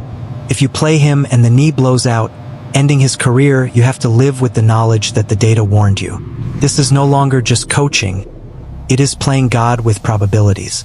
The data provides a likelihood, not a certainty. It is a forecast of risk, not a diagnosis of fate. But when that risk manifests, the hindsight is brutal. The financial implications have made this conflict existential. Teams now build durability scores and longevity projections into their draft models and contract valuations. A running back coming out of college with a high workload of carries is flagged as a depreciating asset, his draft stock falling accordingly. A free agent safety with a history of hamstring strains, even if he's played recently, might be offered a prove-it deal laden with per-game roster bonuses. The team using the data to hedge its bet. The front office views the player through the dual lens of talent and durability, the latter often outweighing the former. This has created a generation of players fighting not just opponents on the field, but their own biometric data at the negotiating table. They are encouraged to train in ways that optimize their measurable outputs for the GPS trackers, sometimes at the expense of football-specific preparation. They are told to rest when they want to work. Their passion is being systematized, and their instincts about their own bodies are being overruled by aggregate trends. There is a tragic irony at the heart of the injury forecast. The very data used to protect players also objectifies them. It turns their health into a risk management spreadsheet. The language of load management and asset preservation can feel dehumanizing to the athlete who just wants to play. Yet, its potential for good is undeniable. It has almost certainly prevented injuries. It has extended careers. It represents the most legitimate attempt the league has ever made to care for the physical well-being of its employees beyond the weekend's battle. But the forecast is ultimately a shadow on the wall, a statistical ghost.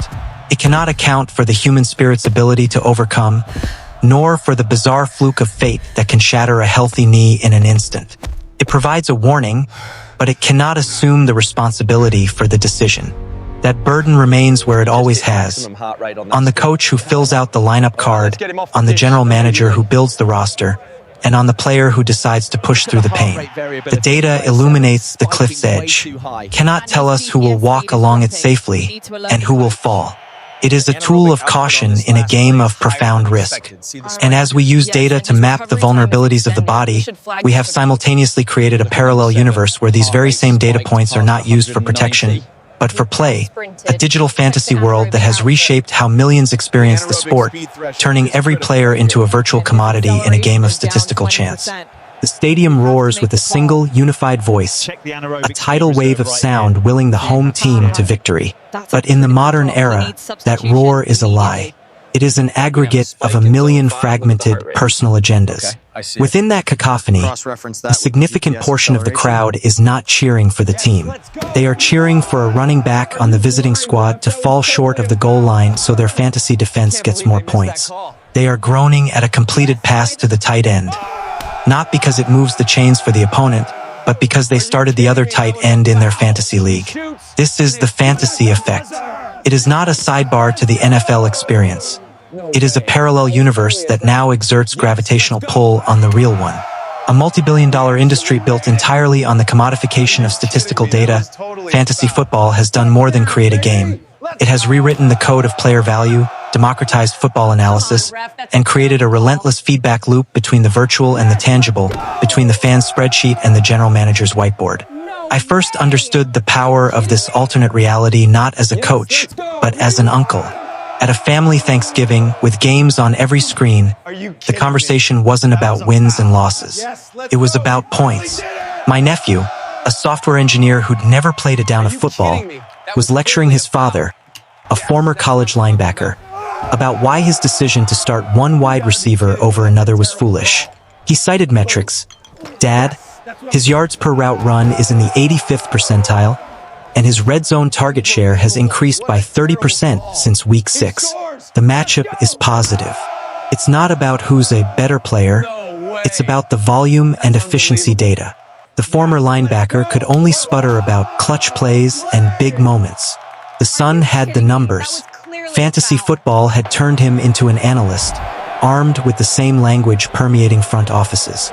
This was the grassroots arm of the analytics revolution, a massive, distributed brain trust of millions who dissected the game not through the lens of loyalty, but through the cold, hard calculus of statistical production.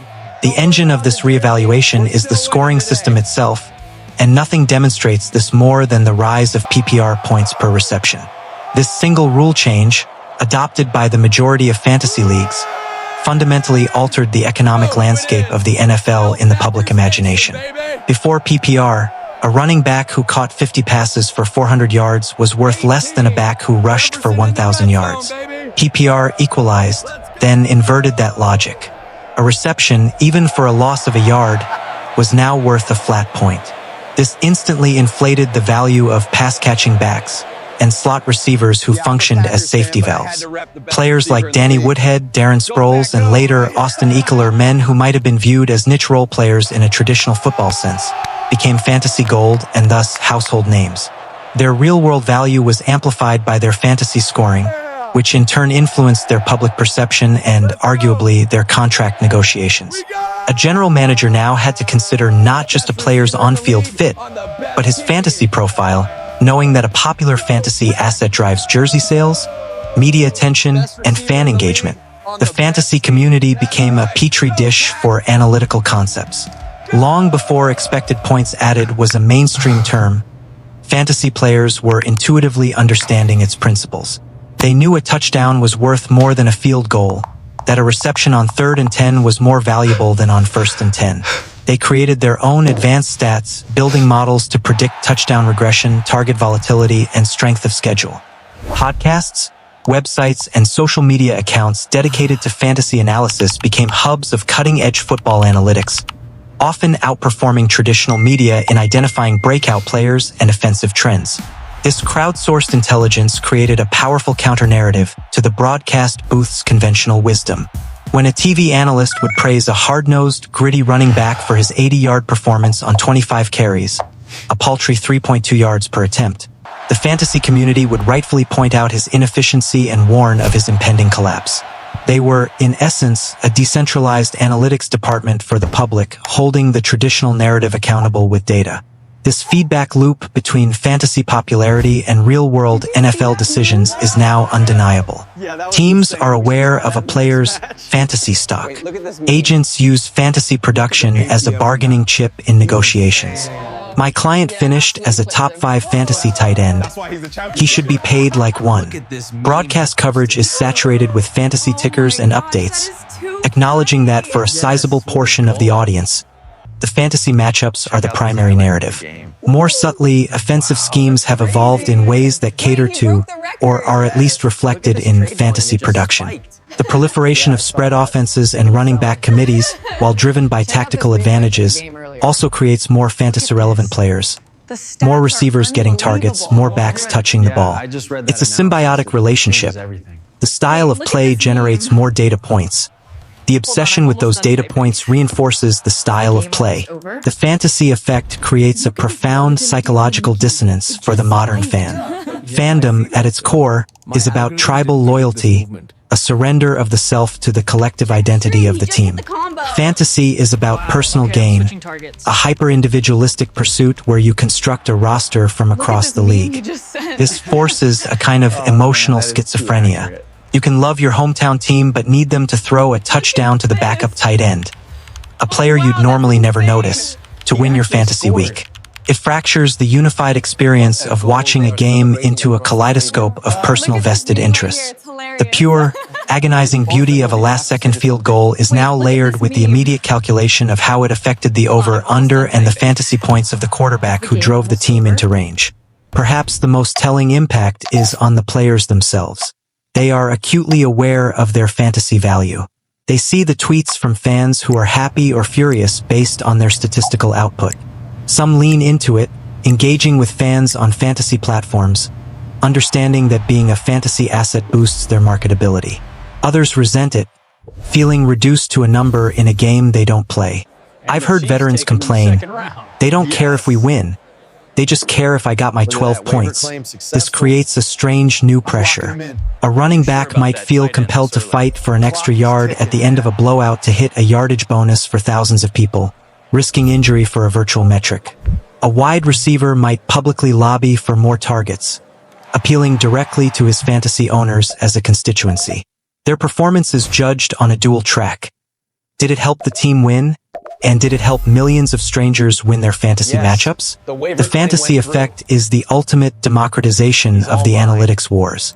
It took the tools of the front office, the data, the probability, the valuation models, and put them in the hands of everyone. It made statisticians out of accountants and sales managers. It glorified the efficient over the gritty, the productive over the traditional. It created a world where Cooper Kupp's historic 2021 season, a masterpiece of precise route running and volume, felt as significant as a team's Super Bowl run to millions. It is a powerful, profitable, and pervasive shadow league. But in its relentless focus on the individual stat line, it also distorts. It can make a player who scores a meaningless touchdown in a 35-point loss seem more valuable than a defensive tackle who dominates every snap but whose impact never shows in a box score. It is a lens that clarifies one part of the picture while blurring another. And as this virtual economy booms, a real-world application of the same analytical principles is proving to be the great equalizer, offering a blueprint for the small, the overlooked, and the perpetually downtrodden to not just compete, but to conquer. The National Football League sells itself as the ultimate meritocracy, a pristine field where the best teams, through draft and design, rise to the top. But for decades, an unspoken truth governed its competitive balance. Money. Not salary cap money, which is evenly distributed, but the vast, soft power revenue streams of market size, corporate sponsorship, and brand appeal. Big market franchises could afford larger scouting departments, state-of-the-art facilities, and could absorb financial mistakes more easily. They were giants in a land where resources mattered. The deck was structurally stacked. Then came a whispering revolution, born not from a cannon arm or a lightning-fast 40-time, but from a radical idea. What if intellectual capital could outweigh financial capital? What if you could outthink the giants? This is the story of the underdog's edge, the application of the Moneyball thesis to the gridiron, where analytics became the great equalizer, the slingshot for Davids in a league of Goliaths. The thesis is simple in theory, brutal in execution. In any market, there are inefficiencies, assets or strategies that are systematically undervalued by the majority. In baseball, Billy Beane saw that on-base percentage was undervalued compared to batting average. In football, the inefficiencies are more complex, hidden in the interplay of scheme, positional value, and risk tolerance. A small market team cannot win a bidding war for a superstar quarterback in free agency, cannot rely on its brand to lure big-name coaches. Its margin for error in the draft is razor-thin. Therefore, it must be smarter. It must find value where others see none. It must have the courage to zag when the entire league zigs. Analytics provides the map to these unexplored territories. No franchise embodies this journey more starkly than the Cleveland Browns of the 2010s. For 2 decades, the Browns were not just bad. They were a factory of misery, a case study in catastrophic instinct-driven decisions. Then, in 2016, they hired Paul DePodesta, the original Moneyball architect from Oakland, as chief strategy officer. This sent shockwaves through the football world. DePodesta was a baseball man, a symbol of the analytical invasion. His mandate was to build a sustainable winning model. The early returns were famously brutal, a 1-31 record over 2 seasons. But within that failure, a new operating system was being installed. The Browns, under GM John Dorsey and later Andrew Berry, a young, analytics-steeped executive, began to act with a chilling, data-driven clarity that ignored football's sentimental rhythms. Their strategy targeted multiple inefficiencies. The first was the volatility of the NFL draft, particularly at the quarterback position. The analytics community had long posited that taking a quarterback in the top of the first draft was a high-risk, often low-reward proposition with a staggering bust rate. The Browns, armed with this data and holding the prized first overall pick in 2017, did the unthinkable. They traded it away. They moved down, accumulating future assets, while the team that moved up took Mitchell Trubisky. A year later, with the first pick again, they selected Baker Mayfield, a player whose college production profile, elite completion percentage, yards per attempt, and touchdown-to-interception ratio scored highly on analytical models, even as some scouts questioned his size and prototypical stature. They used their accumulated draft capital to build a comprehensive roster, identifying another inefficiency: the undervaluation of offensive linemen in the modern pass-happy league. They invested heavily in their line, understanding that a great line makes every skill player better, a force multiplier approach. When they finally traded for established superstar, wide receiver Odell Beckham Jr., it was widely seen as a departure from their Moneyball approach. But some within the organization saw it as a calculated, data-informed gamble to add a specific, high-usage weapon for their young quarterback, a final piece bought with the capital their process had accrued. The Browns' journey from laughingstock to perennial contender was not a straight line, but its foundation was undeniably analytical, a rejection of desperation and a commitment to a probabilistic model of team building. While the Browns' approach was a top-down philosophical overhaul, other small market teams have wielded analytics as a precise surgical tool. The Baltimore Ravens, under GM Eric DeCosta and coach John Harbaugh, have been masters of identifying specific, narrow market inefficiencies. Their most famous heist was the 2018 draft. Lamar Jackson, the electric Louisville quarterback, was viewed by much of the league as an athlete, a project, a risky deviation from the quarterback prototype. The Ravens' data told a different story. They saw a player whose collegiate production was off the charts, a one-man offense whose efficiency as a passer was overlooked due to his breathtaking rushing ability. Their models, which valued total offensive contribution over traditional passing metrics, graded Jackson as a premier talent. They patiently waited, trading back into the first round to select him with the 32nd pick, a move that has since been canonized as one of the greatest value picks in draft history. Jackson became the league's MVP in his second season. The Ravens identified an inefficiency: the league's collective bias against a non-traditional quarterback skill set. They had the conviction, backed by their internal data, to exploit it. Beyond the draft, these teams use analytics to exploit in-game inefficiencies. They are consistently among the league leaders in fourth down aggression and two-point conversion attempts. Why? Because for a team that believes it has less top-end talent, maximizing every scoring opportunity is paramount. Playing by the book is a luxury for teams that believe their players can overcome conservative decisions. The underdog must take the calculated risks the favorite can afford to avoid. Analytics provides the cover for that aggression, turning recklessness into process. Furthermore, they often pioneer schematic innovations. The Ravens' embrace of the run-option offense with Jackson, or the Browns' use of heavy personnel groupings and play-action passes under Kevin Stefanski, are examples of using data to design systems that maximize their unique personnel advantages, rather than forcing players into a standard scheme.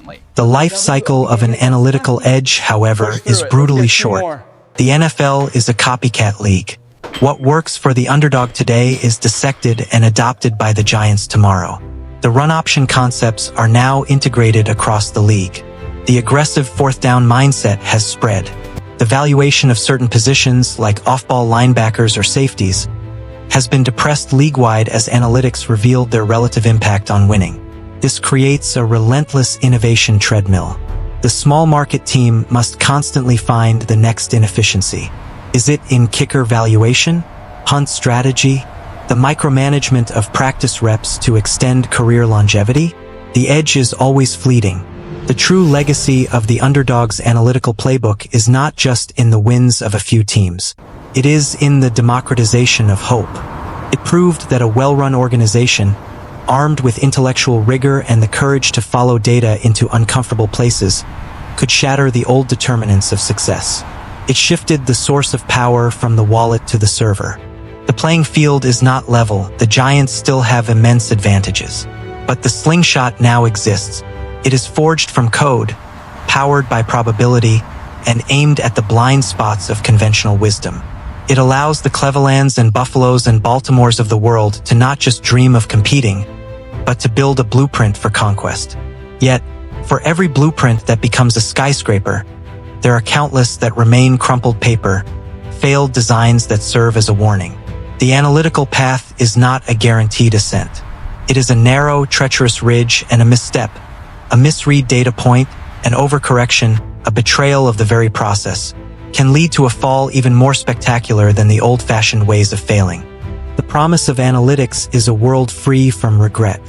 A world where every decision is defensible because it was the mathematically optimal choice given the information available. It is a promise of clean, rational success. But football is not clean. It is not rational. It is a crucible of chaos where the human element, the fumbled snap, the missed assignment, the sudden surge of doubt or brilliance, refuses to be modeled. For every triumphant underdog story written by data, there exists a dark, cautionary tale of the broken model. These are the high-profile failures, the moments where the algorithm's green light led directly into a ditch, where the spreadsheet star prospect became a monument to bust, and where an organization's devout faith in process collapsed into a pile of losses and ridicule. This is the necessary corrective. This is the proof that data is not an oracle. It is a tool, and like any tool, it is only as wise as the hands that wield it. The most painful failures are the draft busts anointed by analytics. Because when a traditional scout's gut feeling fails, he can be dismissed as an old fool. But when a data-driven pick fails, it challenges the entire philosophy. Consider the case of Johnny Manziel. In 2014, while the football world was polarized by his off-field antics and playmaker style, some analytical models saw value. They highlighted his elite collegiate production, his touchdown rate, his yards per attempt, and his transcendent playmaking ability outside the structure. The models could quantify his on-field success. They could not code for the profound lack of professionalism, the refusal to study film, the self-destructive habits that would render his talent irrelevant. The Cleveland Browns, in a moment of catastrophic confusion, used a first-round pick on him. It was a decision caught between old-world desperation for a star and a new-world misapplication of data. The analytics that liked his production were right in a vacuum, but they were catastrophically blind to the most important variable, the man himself. The model was broken because it failed to account for the unquantifiable character. But it's not just character. Sometimes the model falls in love with a physical prototype, ignoring the subtleties of the game. Take receiver Kevin White, drafted 7th overall by the Chicago Bears in 2015. His athletic testing was otherworldly size, speed, leaping ability, giving him a perfect or near-perfect relative athletic score, RAS. The analytics community championed him as a high-ceiling, high-value pick. The model saw the athleticism and projected stardom. What it couldn't see, and what traditional tape might have revealed in his somewhat raw route running at West Virginia, was a fragility of body and perhaps a football instinct. A series of devastating leg injuries derailed his career before it began, but even when healthy, he struggled to translate his athleticism into NFL production. The model worshipped the measurable traits but missed the translation mechanism. It confused a great athlete with a great football player. The failures extend beyond the draft to the most public of arenas, in-game decision-making. And no figure is more synonymous with the backlash against aggressive, model-driven coaching than Brandon Staley. As head coach of the Los Angeles Chargers, Staley didn't just use analytics, he evangelized them. His extreme aggression on fourth downs, his specific two-point conversion attempts when trailing by 14, his willingness to eschew punts from deep in his own territory, all were textbook applications of win probability models. The process, he insisted, was sound. And then came the 2022 wild card playoff game in Jacksonville. Leading 27-0, the Chargers collapsed. But the focal point of the fury was a specific decision in the third quarter. Leading 27-7, facing a 4th and 1 from his own 46-yard line, Staley went for it. The analytics models supported the decision. It was the process play. The quarterback sneak failed. Jacksonville took over in field goal range, scored a touchdown 4 plays later, and the monumental comeback was fully ignited. The Chargers lost 31-30. In the aftermath, Staley's process was eviscerated. Critics argued the model failed to account for the psychological context. A team reeling, momentum violently shifted, the desperate need for a stabilizing play. The algorithm saw a 4th and 1 conversion probability. It did not see a franchise's historical trauma, a defense losing its nerve, or the existential weight of a playoff collapse in progress. Staley had followed the model off a cliff. His failure was a stark lesson. Data exists outside of narrative, but football games are decided within them. Sometimes, the broken model is not a single decision, but an organizational ethos. The all-or-nothing approach of the early Sam Hinkie-era Philadelphia 76ers in the NBA, embracing losing to acquire high draft picks, was a stark analytics thesis. In the NFL, we've seen shades of this, particularly in the early years of the Cleveland Browns rebuild under Sashi Brown and Paul DePodesta. The deliberate accumulation of future draft capital, the trading down from premier picks, the willingness to endure historically bad records in the name of building a sustainable model. This was football's purest process. And while it eventually yielded assets that contributed to a competitive team, the human cost was devastating.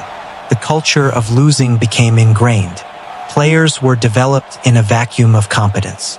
The fan base's suffering was treated as a necessary input in a long-term equation.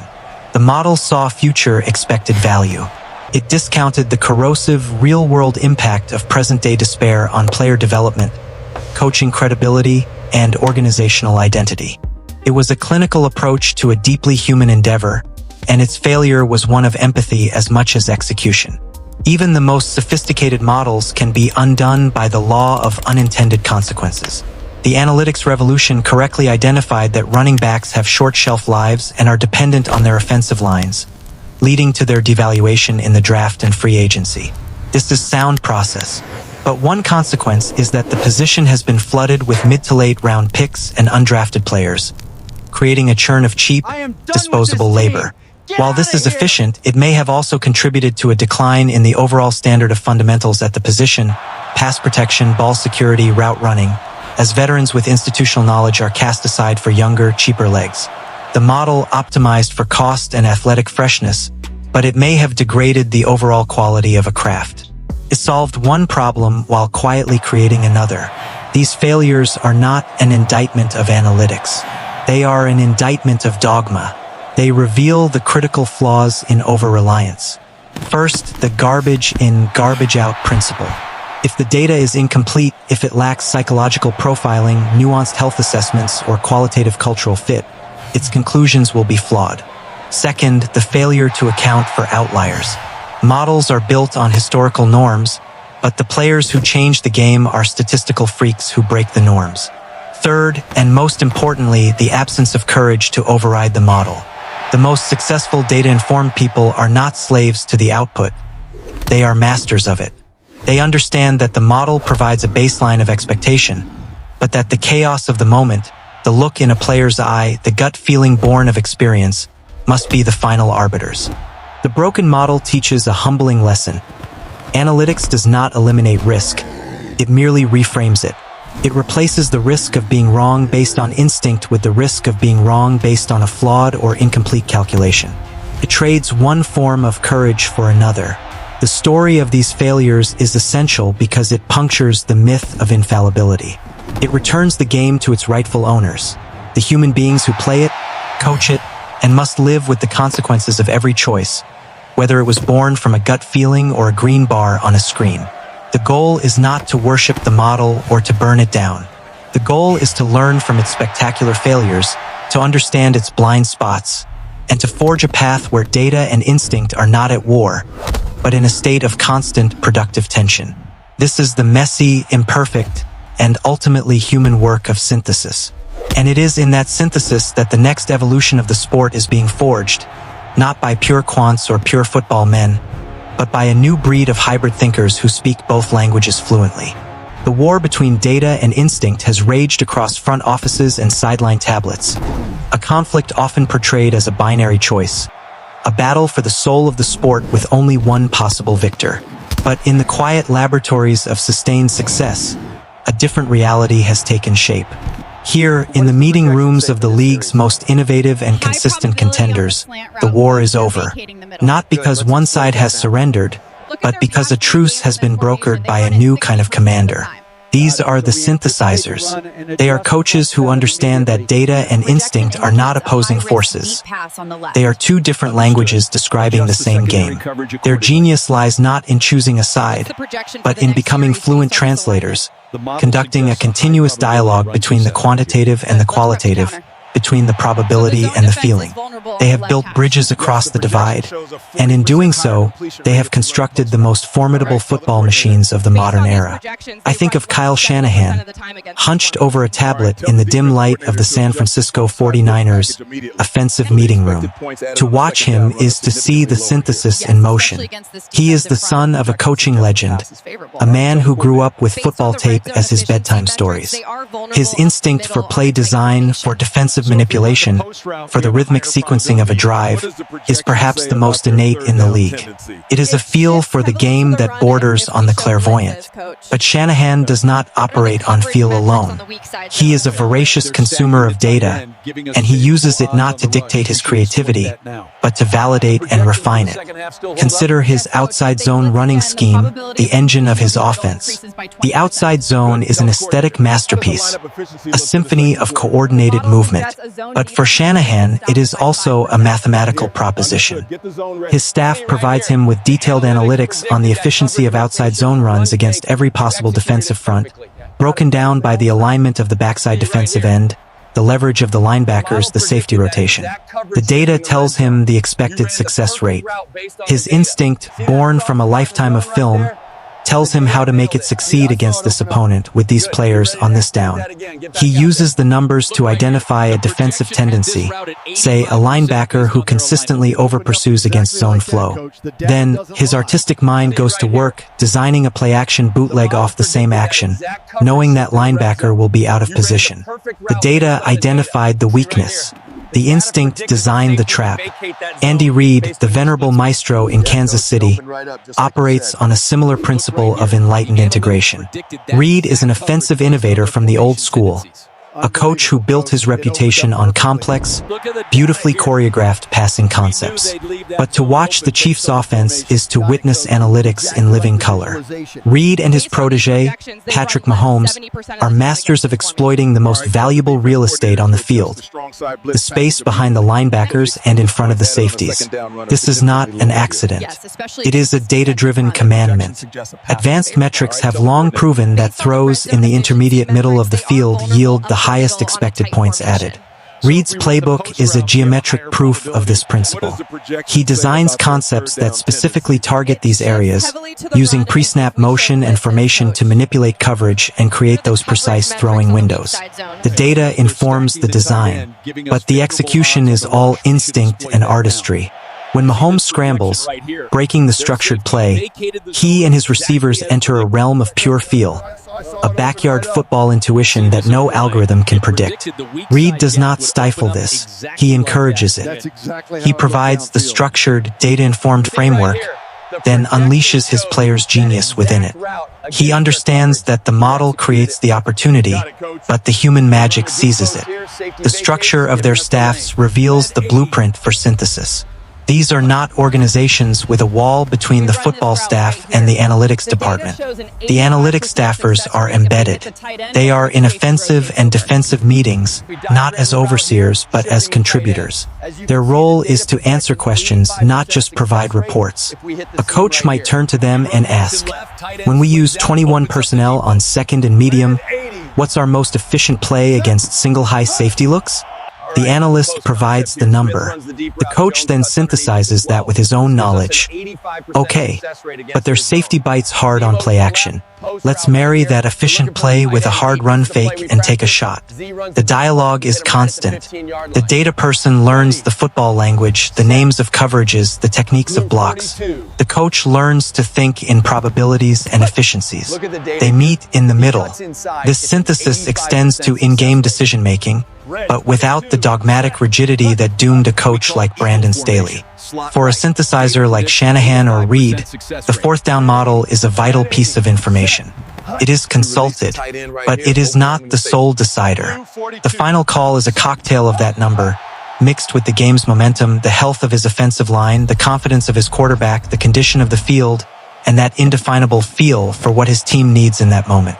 Sometimes the model says go and the coach punts because he senses his defense has the upper hand and a field position battle favors them. Sometimes the model says kick and the coach goes for it because he believes a successful conversion will break the opponent's spirit. The key is that the decision is informed, not dictated. The coach uses the data to eliminate blind spots, to challenge his own biases, but he never cedes his ultimate authority as the human leader reading the emotional text of the game. The psychological aspect is where the synthesis becomes truly powerful. These coaches use data to build belief. They don't just tell a player, run this route. They show him the data. When you run this route at this depth against this coverage, you have an 80% success rate. The numbers prove you can win here.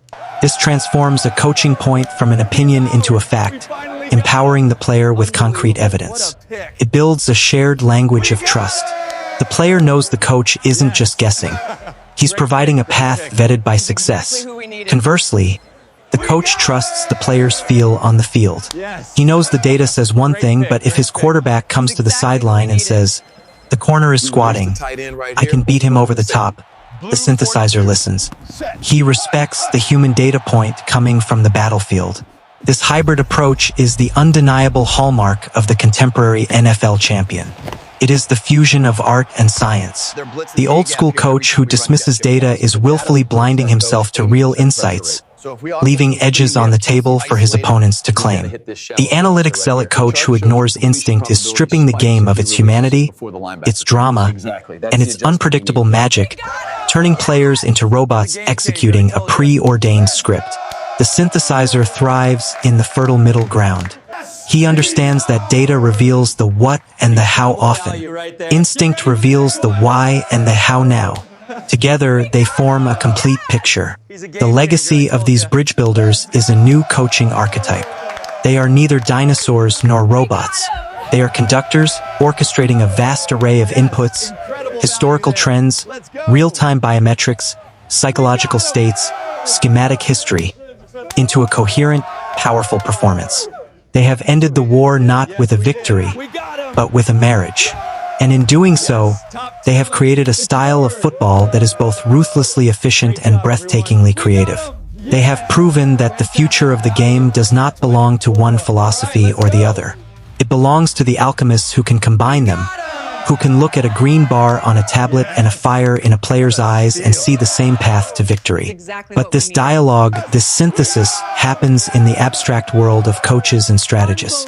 It is ultimately tested and manifested by the men on the field, who must live the reality of being both the subject of the data and the authors of the instinct. They are the final and most important piece of this puzzle. The film room is quiet after a loss, a tomb of regret. The projector's hum is the only sound. Coaches point, their laser dots dancing on the screen like accusing fireflies. They talk about leverage, about footwork, about assignment. But more and more, they talk about numbers. Your separation at the break was 0.8 yards below your average. Your time to contact on this play was 0.02 seconds slower than your season mean.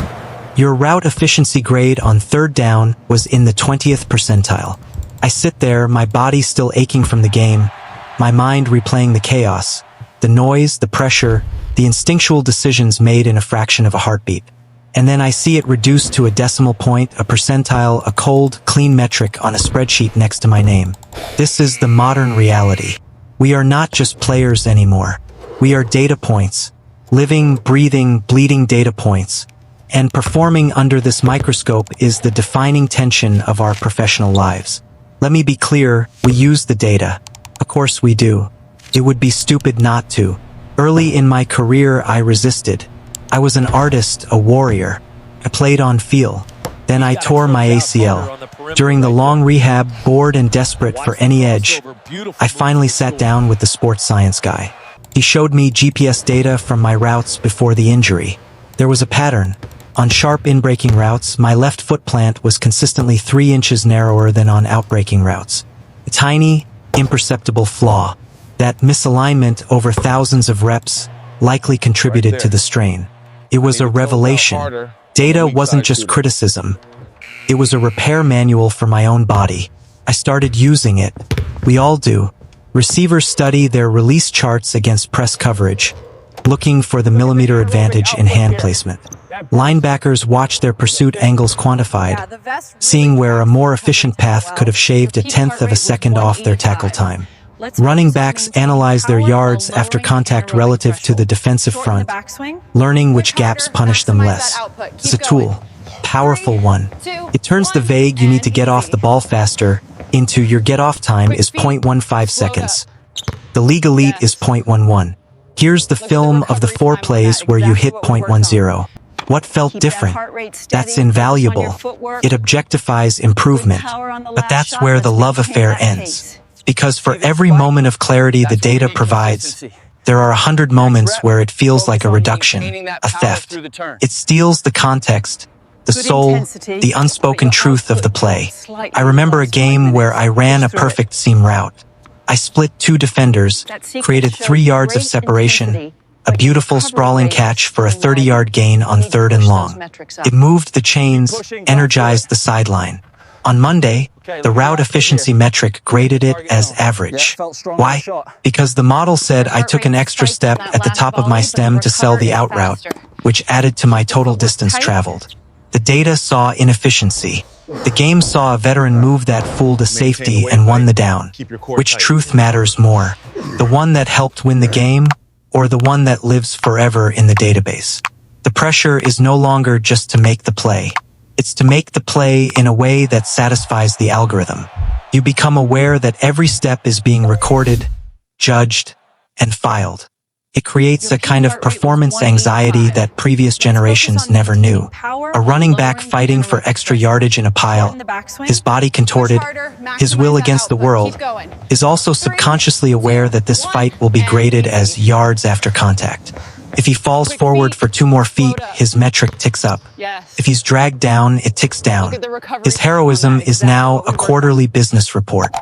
A cornerback in coverage, locked in a primal, hand-fighting duel with a receiver, knows that the separation he allows at the catch point will be measured to the inch and will affect his burn rate and, ultimately, his contract value. The game within the game is now a game of statistics, and we are all playing it whether we want to or not. And then there are the things the data will never, ever see. It will never quantify the whispered reassurance you give a young quarterback in the huddle after he throws a pick. It won't measure the leadership of a veteran lineman who plays through a painful injury, not because the metrics say he should, but because his backup is a rookie and he doesn't want to leave him out there alone. It can't capture the unspoken chemistry between a quarterback and a receiver, the trust that lets you throw a ball to a spot before the guy even looks, because it can't grade the sacrifice block a receiver makes downfield to spring his teammate. A block that gains him nothing in his personal stat column, but everything in the team's win probability. We live in the realm of the unquantifiable, but we are judged by the quantifiable. This is the great disconnect. The worst of it is the contract year. You're not just playing for wins, you're playing for your market value. And your market value is increasingly set by these metrics. Your agent will walk into a negotiation with a binder full of your data, your success rate against man coverage, your pressure rate as a pass rusher, your completion percentage over expectation when targeted. You are a portfolio of key performance indicators. I've seen tough, productive players lose millions because their yards per route run dipped in a season where their quarterback was a mess and the play calling was atrocious. The data said they declined. The film, the teammates, the reality of the situation told a different story. But the data is clean. The data is persuasive. The data doesn't have emotions. So you find yourself in games, in moments where the right football play might be to chip a pass rusher to help your tackle, but that chip won't show up positively in your pass protection metric. The selfish, data-friendly move might be to release into your route immediately. The conflict is constant. Do what helps the team or do what helps the spreadsheet.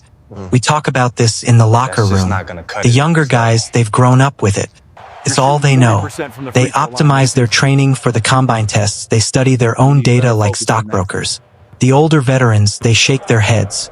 They remember when film was the only Bible, when a coach's gut feeling about you mattered more than your percentile rank in agility drills. There's a sadness there, a sense that something essential is being lost, the recognition of football as a craft of intuition and grit, not just a science of efficiency. But we adapt. That's what athletes do. We learn to speak the language. We use the data to fix our flaws, to find edges. And we learn to ignore it when it tries to tell us who we are. Because the data doesn't know about the hours in the cold tub, the family sacrifices, the doubt, the triumph, the brotherhood. It sees a collection of physical outputs. It doesn't see a person.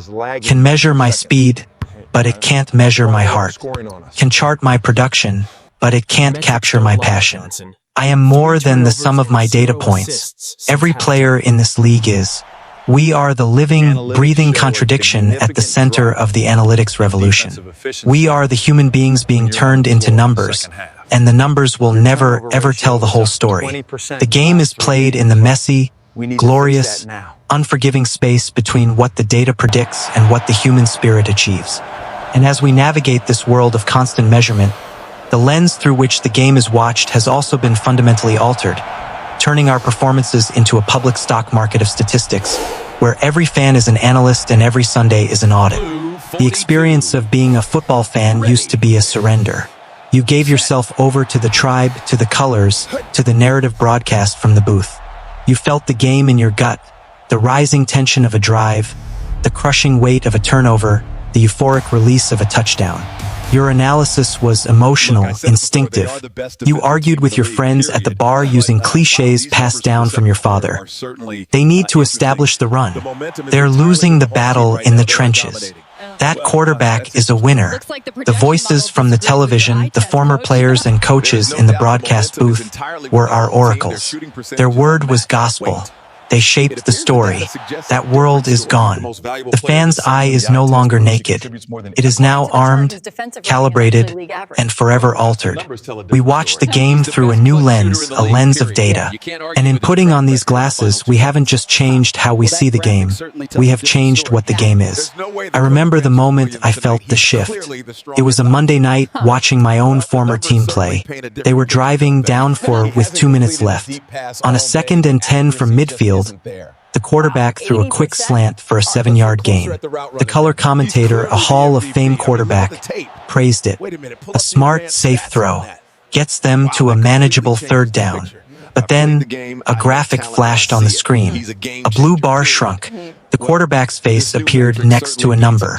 That completion, the play-by-play man said, reading from a producer in his ear, actually decreased their win probability by 1.2%. The expected points added on that play was negative. I sat up. The commentator, the legend, was silent for a beat, then chuckled awkwardly. Well, the numbers say one thing, but you still gotta move the chains. But the seed was planted. The authority of the legend had been challenged, not by another legend, but by an algorithm. And I, the fan, now had access to a truth he either didn't know or chose to ignore. The oracle had been hacked. This is the democratization of football intelligence. The advanced metrics that were once the proprietary tools of a few forward-thinking front offices are now broadcast in real time and dissected on social media platforms. The fan is no longer a passive consumer of narratives. They are an active analyst. They log onto Twitter, now X, or Reddit during games, and the discourse is a fire hose of data. You don't just see great throw. You see, that's a plus 0.42 EPA play. His CPOE on throws outside the numbers is elite this month. The arguments are no longer about who wanted it more. They are about scheme efficiency, about a defensive coordinator's tendency to blitz on 2nd and long, about whether a coach's 4th down decision was optimal according to the Ben Baldwin model. The language has changed. The fan base has become a distributed brain trust, a hive mind of amateur GMs, armed with websites like Pro Football Focus, RBSDM.com, and Next Gen Stats. The broadcast itself has been forced to adapt, to feed this new hunger. The graphics are no longer just down and distance and player stats. We have the omnipresent win probability graph, a creeping line that quantifies hope and dread with brutal precision.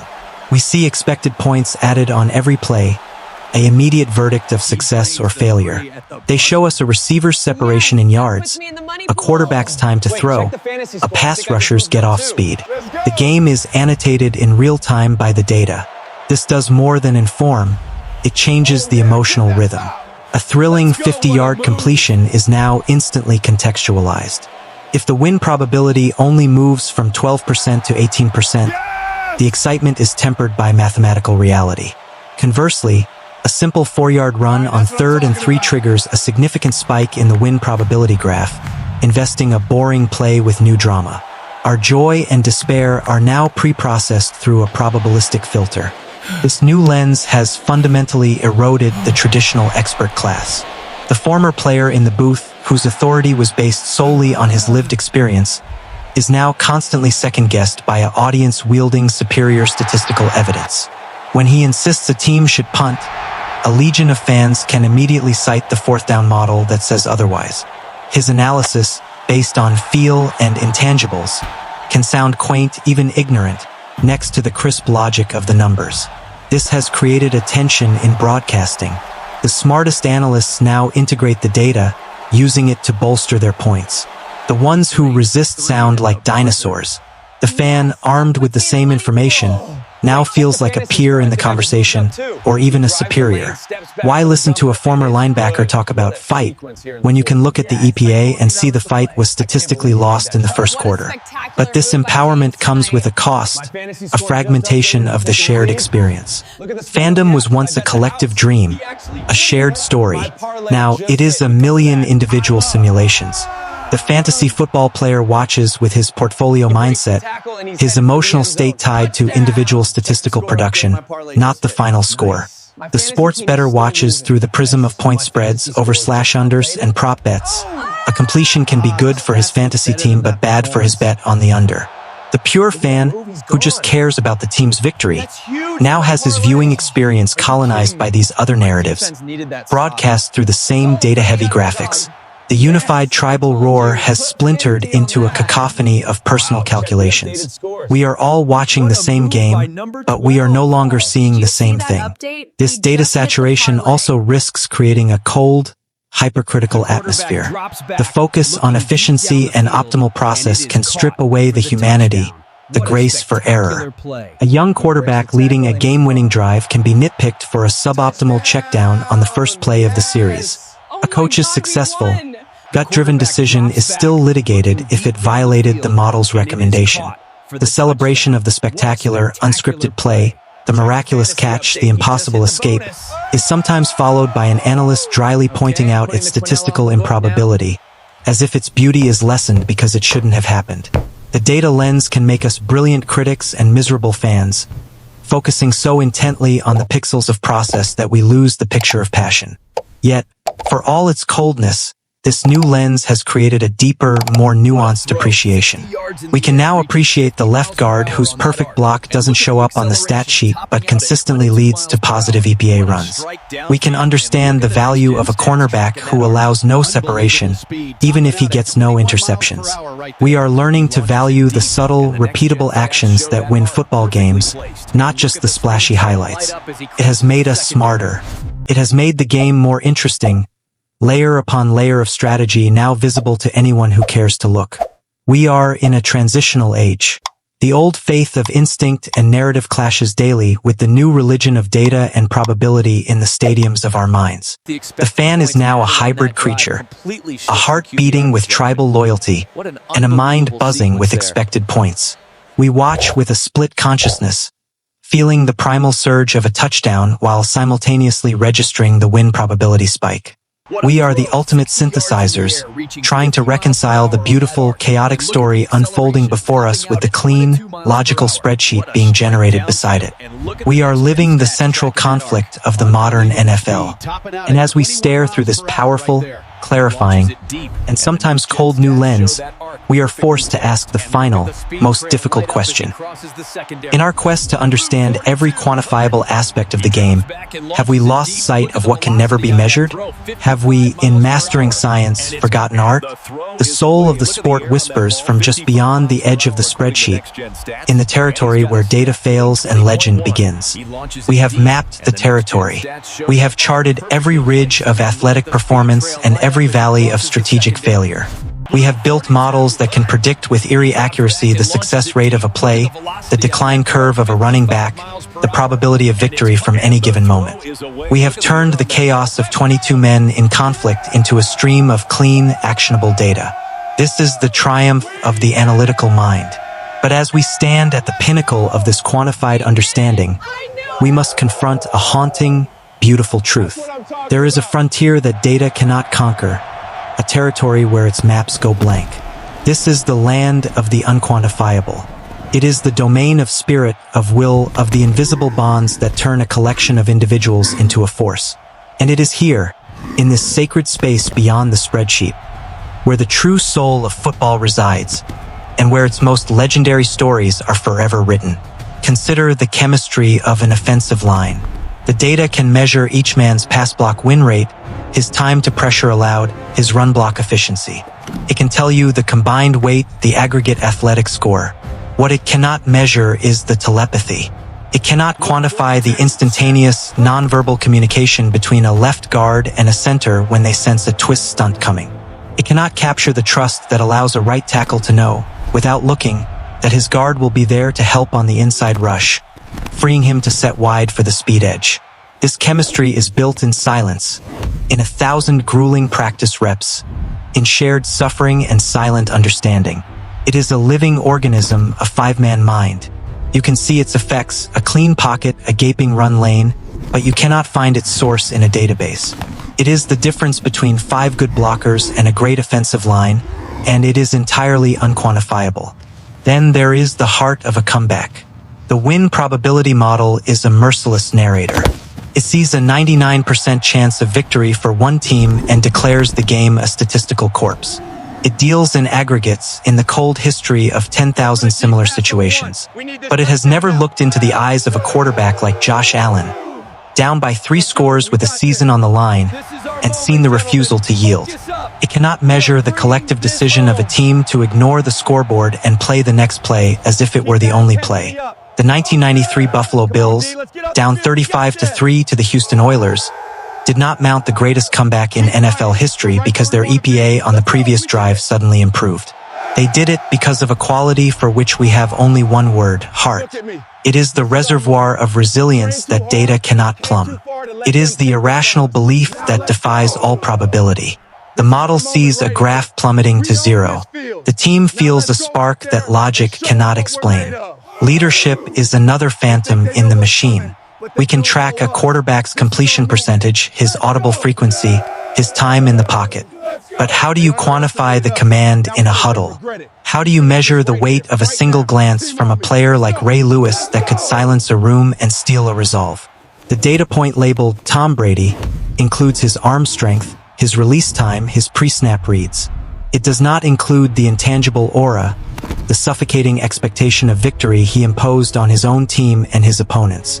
This is the it factor, the magnetism that transforms a system. Coaches and scouts spend lifetimes trying to identify it, but it slips through the nets of every metric. It is felt, not calculated. It is a presence, not a statistic. And what of the transformative power of belief? This is perhaps the most mystical and powerful unquantifiable of all. The 1999 St. Louis Rams were not just a collection of fast players. They were a group who internalized the greatest show on turf identity, who believed they could score from anywhere at any time. That belief unleashed a creative fury that data could retroactively describe but could never have prescribed. A coach's speech before a game, a veteran's gesture to a rookie after a mistake, the culture of accountability in a locker room. These are the nutrients of belief. They are the stories teams tell themselves about who they are. Data deals in what is and what was. Belief is about what could be. It is the engine of overachievement, the thing that allows a team with lesser talent on paper to conquer a giant. You cannot run a regression analysis on a feeling. These unquantifiable elements are not mere decoration on the edifice of the sport. They are its load-bearing walls. They explain the persistent, beautiful mysteries that analytics cannot solve. Why does a team of destiny feel like a real thing? Why do certain players become clutch, while others with superior physical gifts wither in the same moments? Why can a change in culture with the same roster produce dramatically different results? The data can describe the symptoms of these phenomena, the improved efficiency, the wins in close games, but it cannot locate the cause. The cause lives in the human spirit. This is not an argument for ignorance.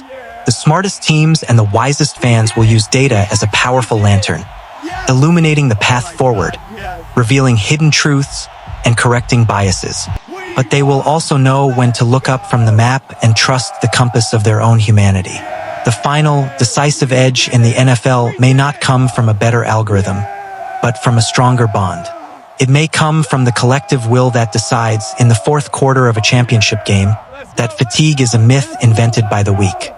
It may come from the unspoken trust between a receiver and a quarterback that turns a broken play into a legend. The future of football lies not in the victory of data over instinct, or of instinct over data. It lies in the humble recognition that both are necessary, and that the latter speaks to a part of the game that will forever escape the grasp of the former. We can build a perfect model of the physical game. We will never build a model of the human heart that plays it. The magic of football, the reason it retains its grip on us despite our ability to dissect it, is that it remains at its core a story. And the best stories are never about the numbers. They are about the people. They are about the struggle, the sacrifice, the sudden, breathtaking flashes of collective will that make us believe in things like destiny and heart and the unconquerable power of a group united by a single, unquantifiable purpose. As the analytics revolution continues its inexorable march, this unquantifiable territory will become the sport's most precious and contested ground. It will be the last refuge of the human element, the final advantage that cannot be bought or reverse engineered.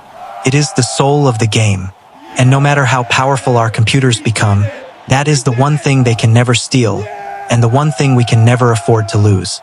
The silence after a playoff loss is a different kind of silence. I began this journey there, in that hollow stadium, haunted by the ghost of a decision where I let a number on a screen overrule the heartbeat of my team. I believed, in that moment, I was choosing progress over pride, science over sentiment. I was wrong. I was choosing fear. Fear of being wrong in the old way of being the stubborn dinosaur.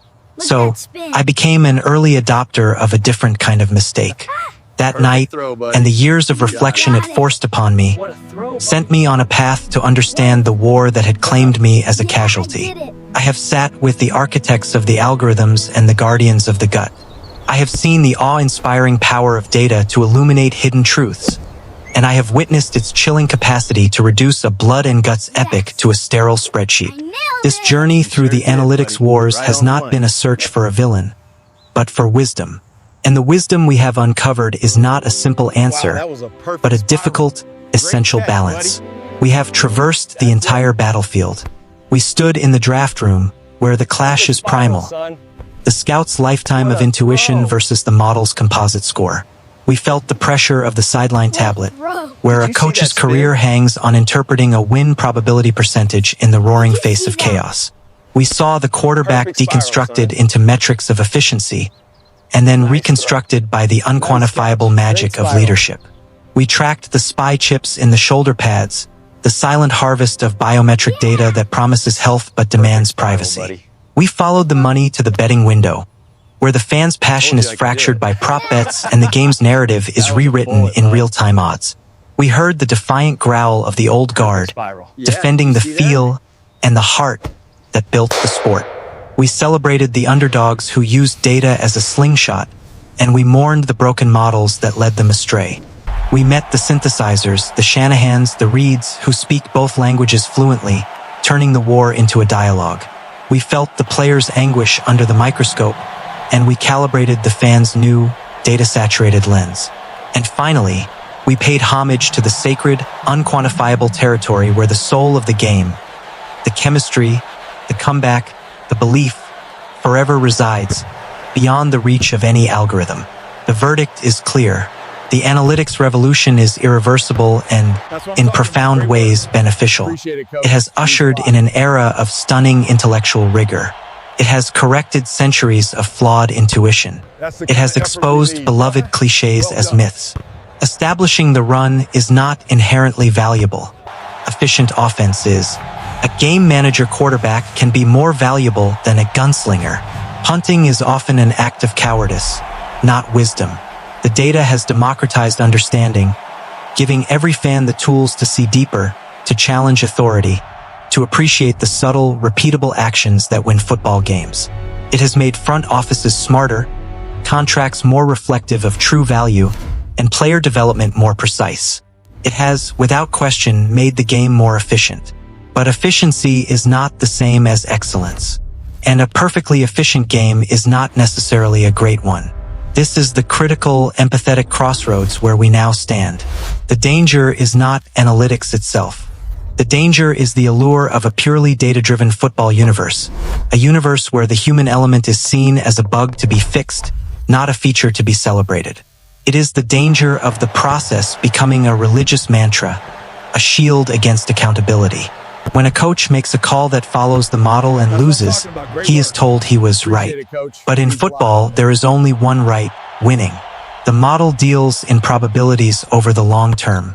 A coach lives and dies in the short term, in the unique, unrepeatable crucible of this game, this moment, this group of men. To confuse the model's truth with the game's truth is a category error. It is the error I made on that cold sideline. I was so afraid of being wrong by the old standard that I failed to be right by the only standard that matters, the scoreboard and the trust of the men who played for me. The path forward is not backward. We cannot unsee the insights data has given us. Nor should we want to. The path forward is synthesis. It is balance. It is the model of the coaches who bridge the divide. Using data as the ultimate fact-checker, the bias detector, the revealer of hidden patterns. Data should be the foundation, not the ceiling. It should inform intuition, not replace it. The numbers tell you what has happened and what is likely to happen. They cannot tell you what must happen now, in this specific moment of human drama. That knowledge lives in the coach's gut, in the quarterback's eyes, in the collective pulse of a tired defense digging deep. This balanced, human-centric future requires a new kind of courage. It is easier to hide behind a model's recommendation than to stand on your own instinct and be wrong. It is easier to draft a player with a perfect RAS score than to bet on a lesser athlete with an intangible fire you can't prove. The synthesizer's courage is double: the courage to understand the data deeply and the courage to occasionally defy it. It is the courage to listen to the ghost in the machine and then to listen to the older, quieter ghost in your own experience. So what are we left to defend? We are left to defend the beautiful, messy, human soul of this game. We must defend the stories that are written not in expected points, but in effort. The magic that exists in the space between what the data predicts and what the human spirit achieves. The joy of the ill-advised, thrilling play that breaks every model and becomes a highlight for the ages. The tragedy of the perfectly executed process that falls apart because a human being, on the other side, decided he would not be a statistic today. Football, at its best, is the greatest reality drama ever conceived. It is a weekly epic of strategy, physics, and psychology. Analytics has brilliantly illuminated the strategy and the physics, but the psychology, the heart, remains its own sun, casting light and shadow that no algorithm can parse. The final, decisive edge in the NFL will never be a proprietary metric. It will be culture. It will be belief. It will be the ability of 53 men and a coaching staff to become a single organism with a unified will. You can use data to build that organism, to identify its parts, to maintain its health. But you cannot use data to create its spirit. That is alchemy of a different kind. I began in the silence of a loss born from a number. I end with a plea for a more profound listening. Listen to the data. It has vital things to say. But then listen to the game. Listen to the roar and the silence. Listen to your own intuition, forged in fire. Listen to the players, not just their metrics, but their voices. The future of this sport we love depends not on choosing between the brain and the heart, but on making them work together. The brain, armed with data, can navigate, but only the heart can decide why we are sailing, and what we are willing to risk to reach a shore no map can guarantee. The analytics wars have shown us the map in breathtaking detail. The question that remains, the poignant, eternal question for the future of football, is this: now that we can see every star in the sky, will we still have the courage to sail for the ones we merely believe in?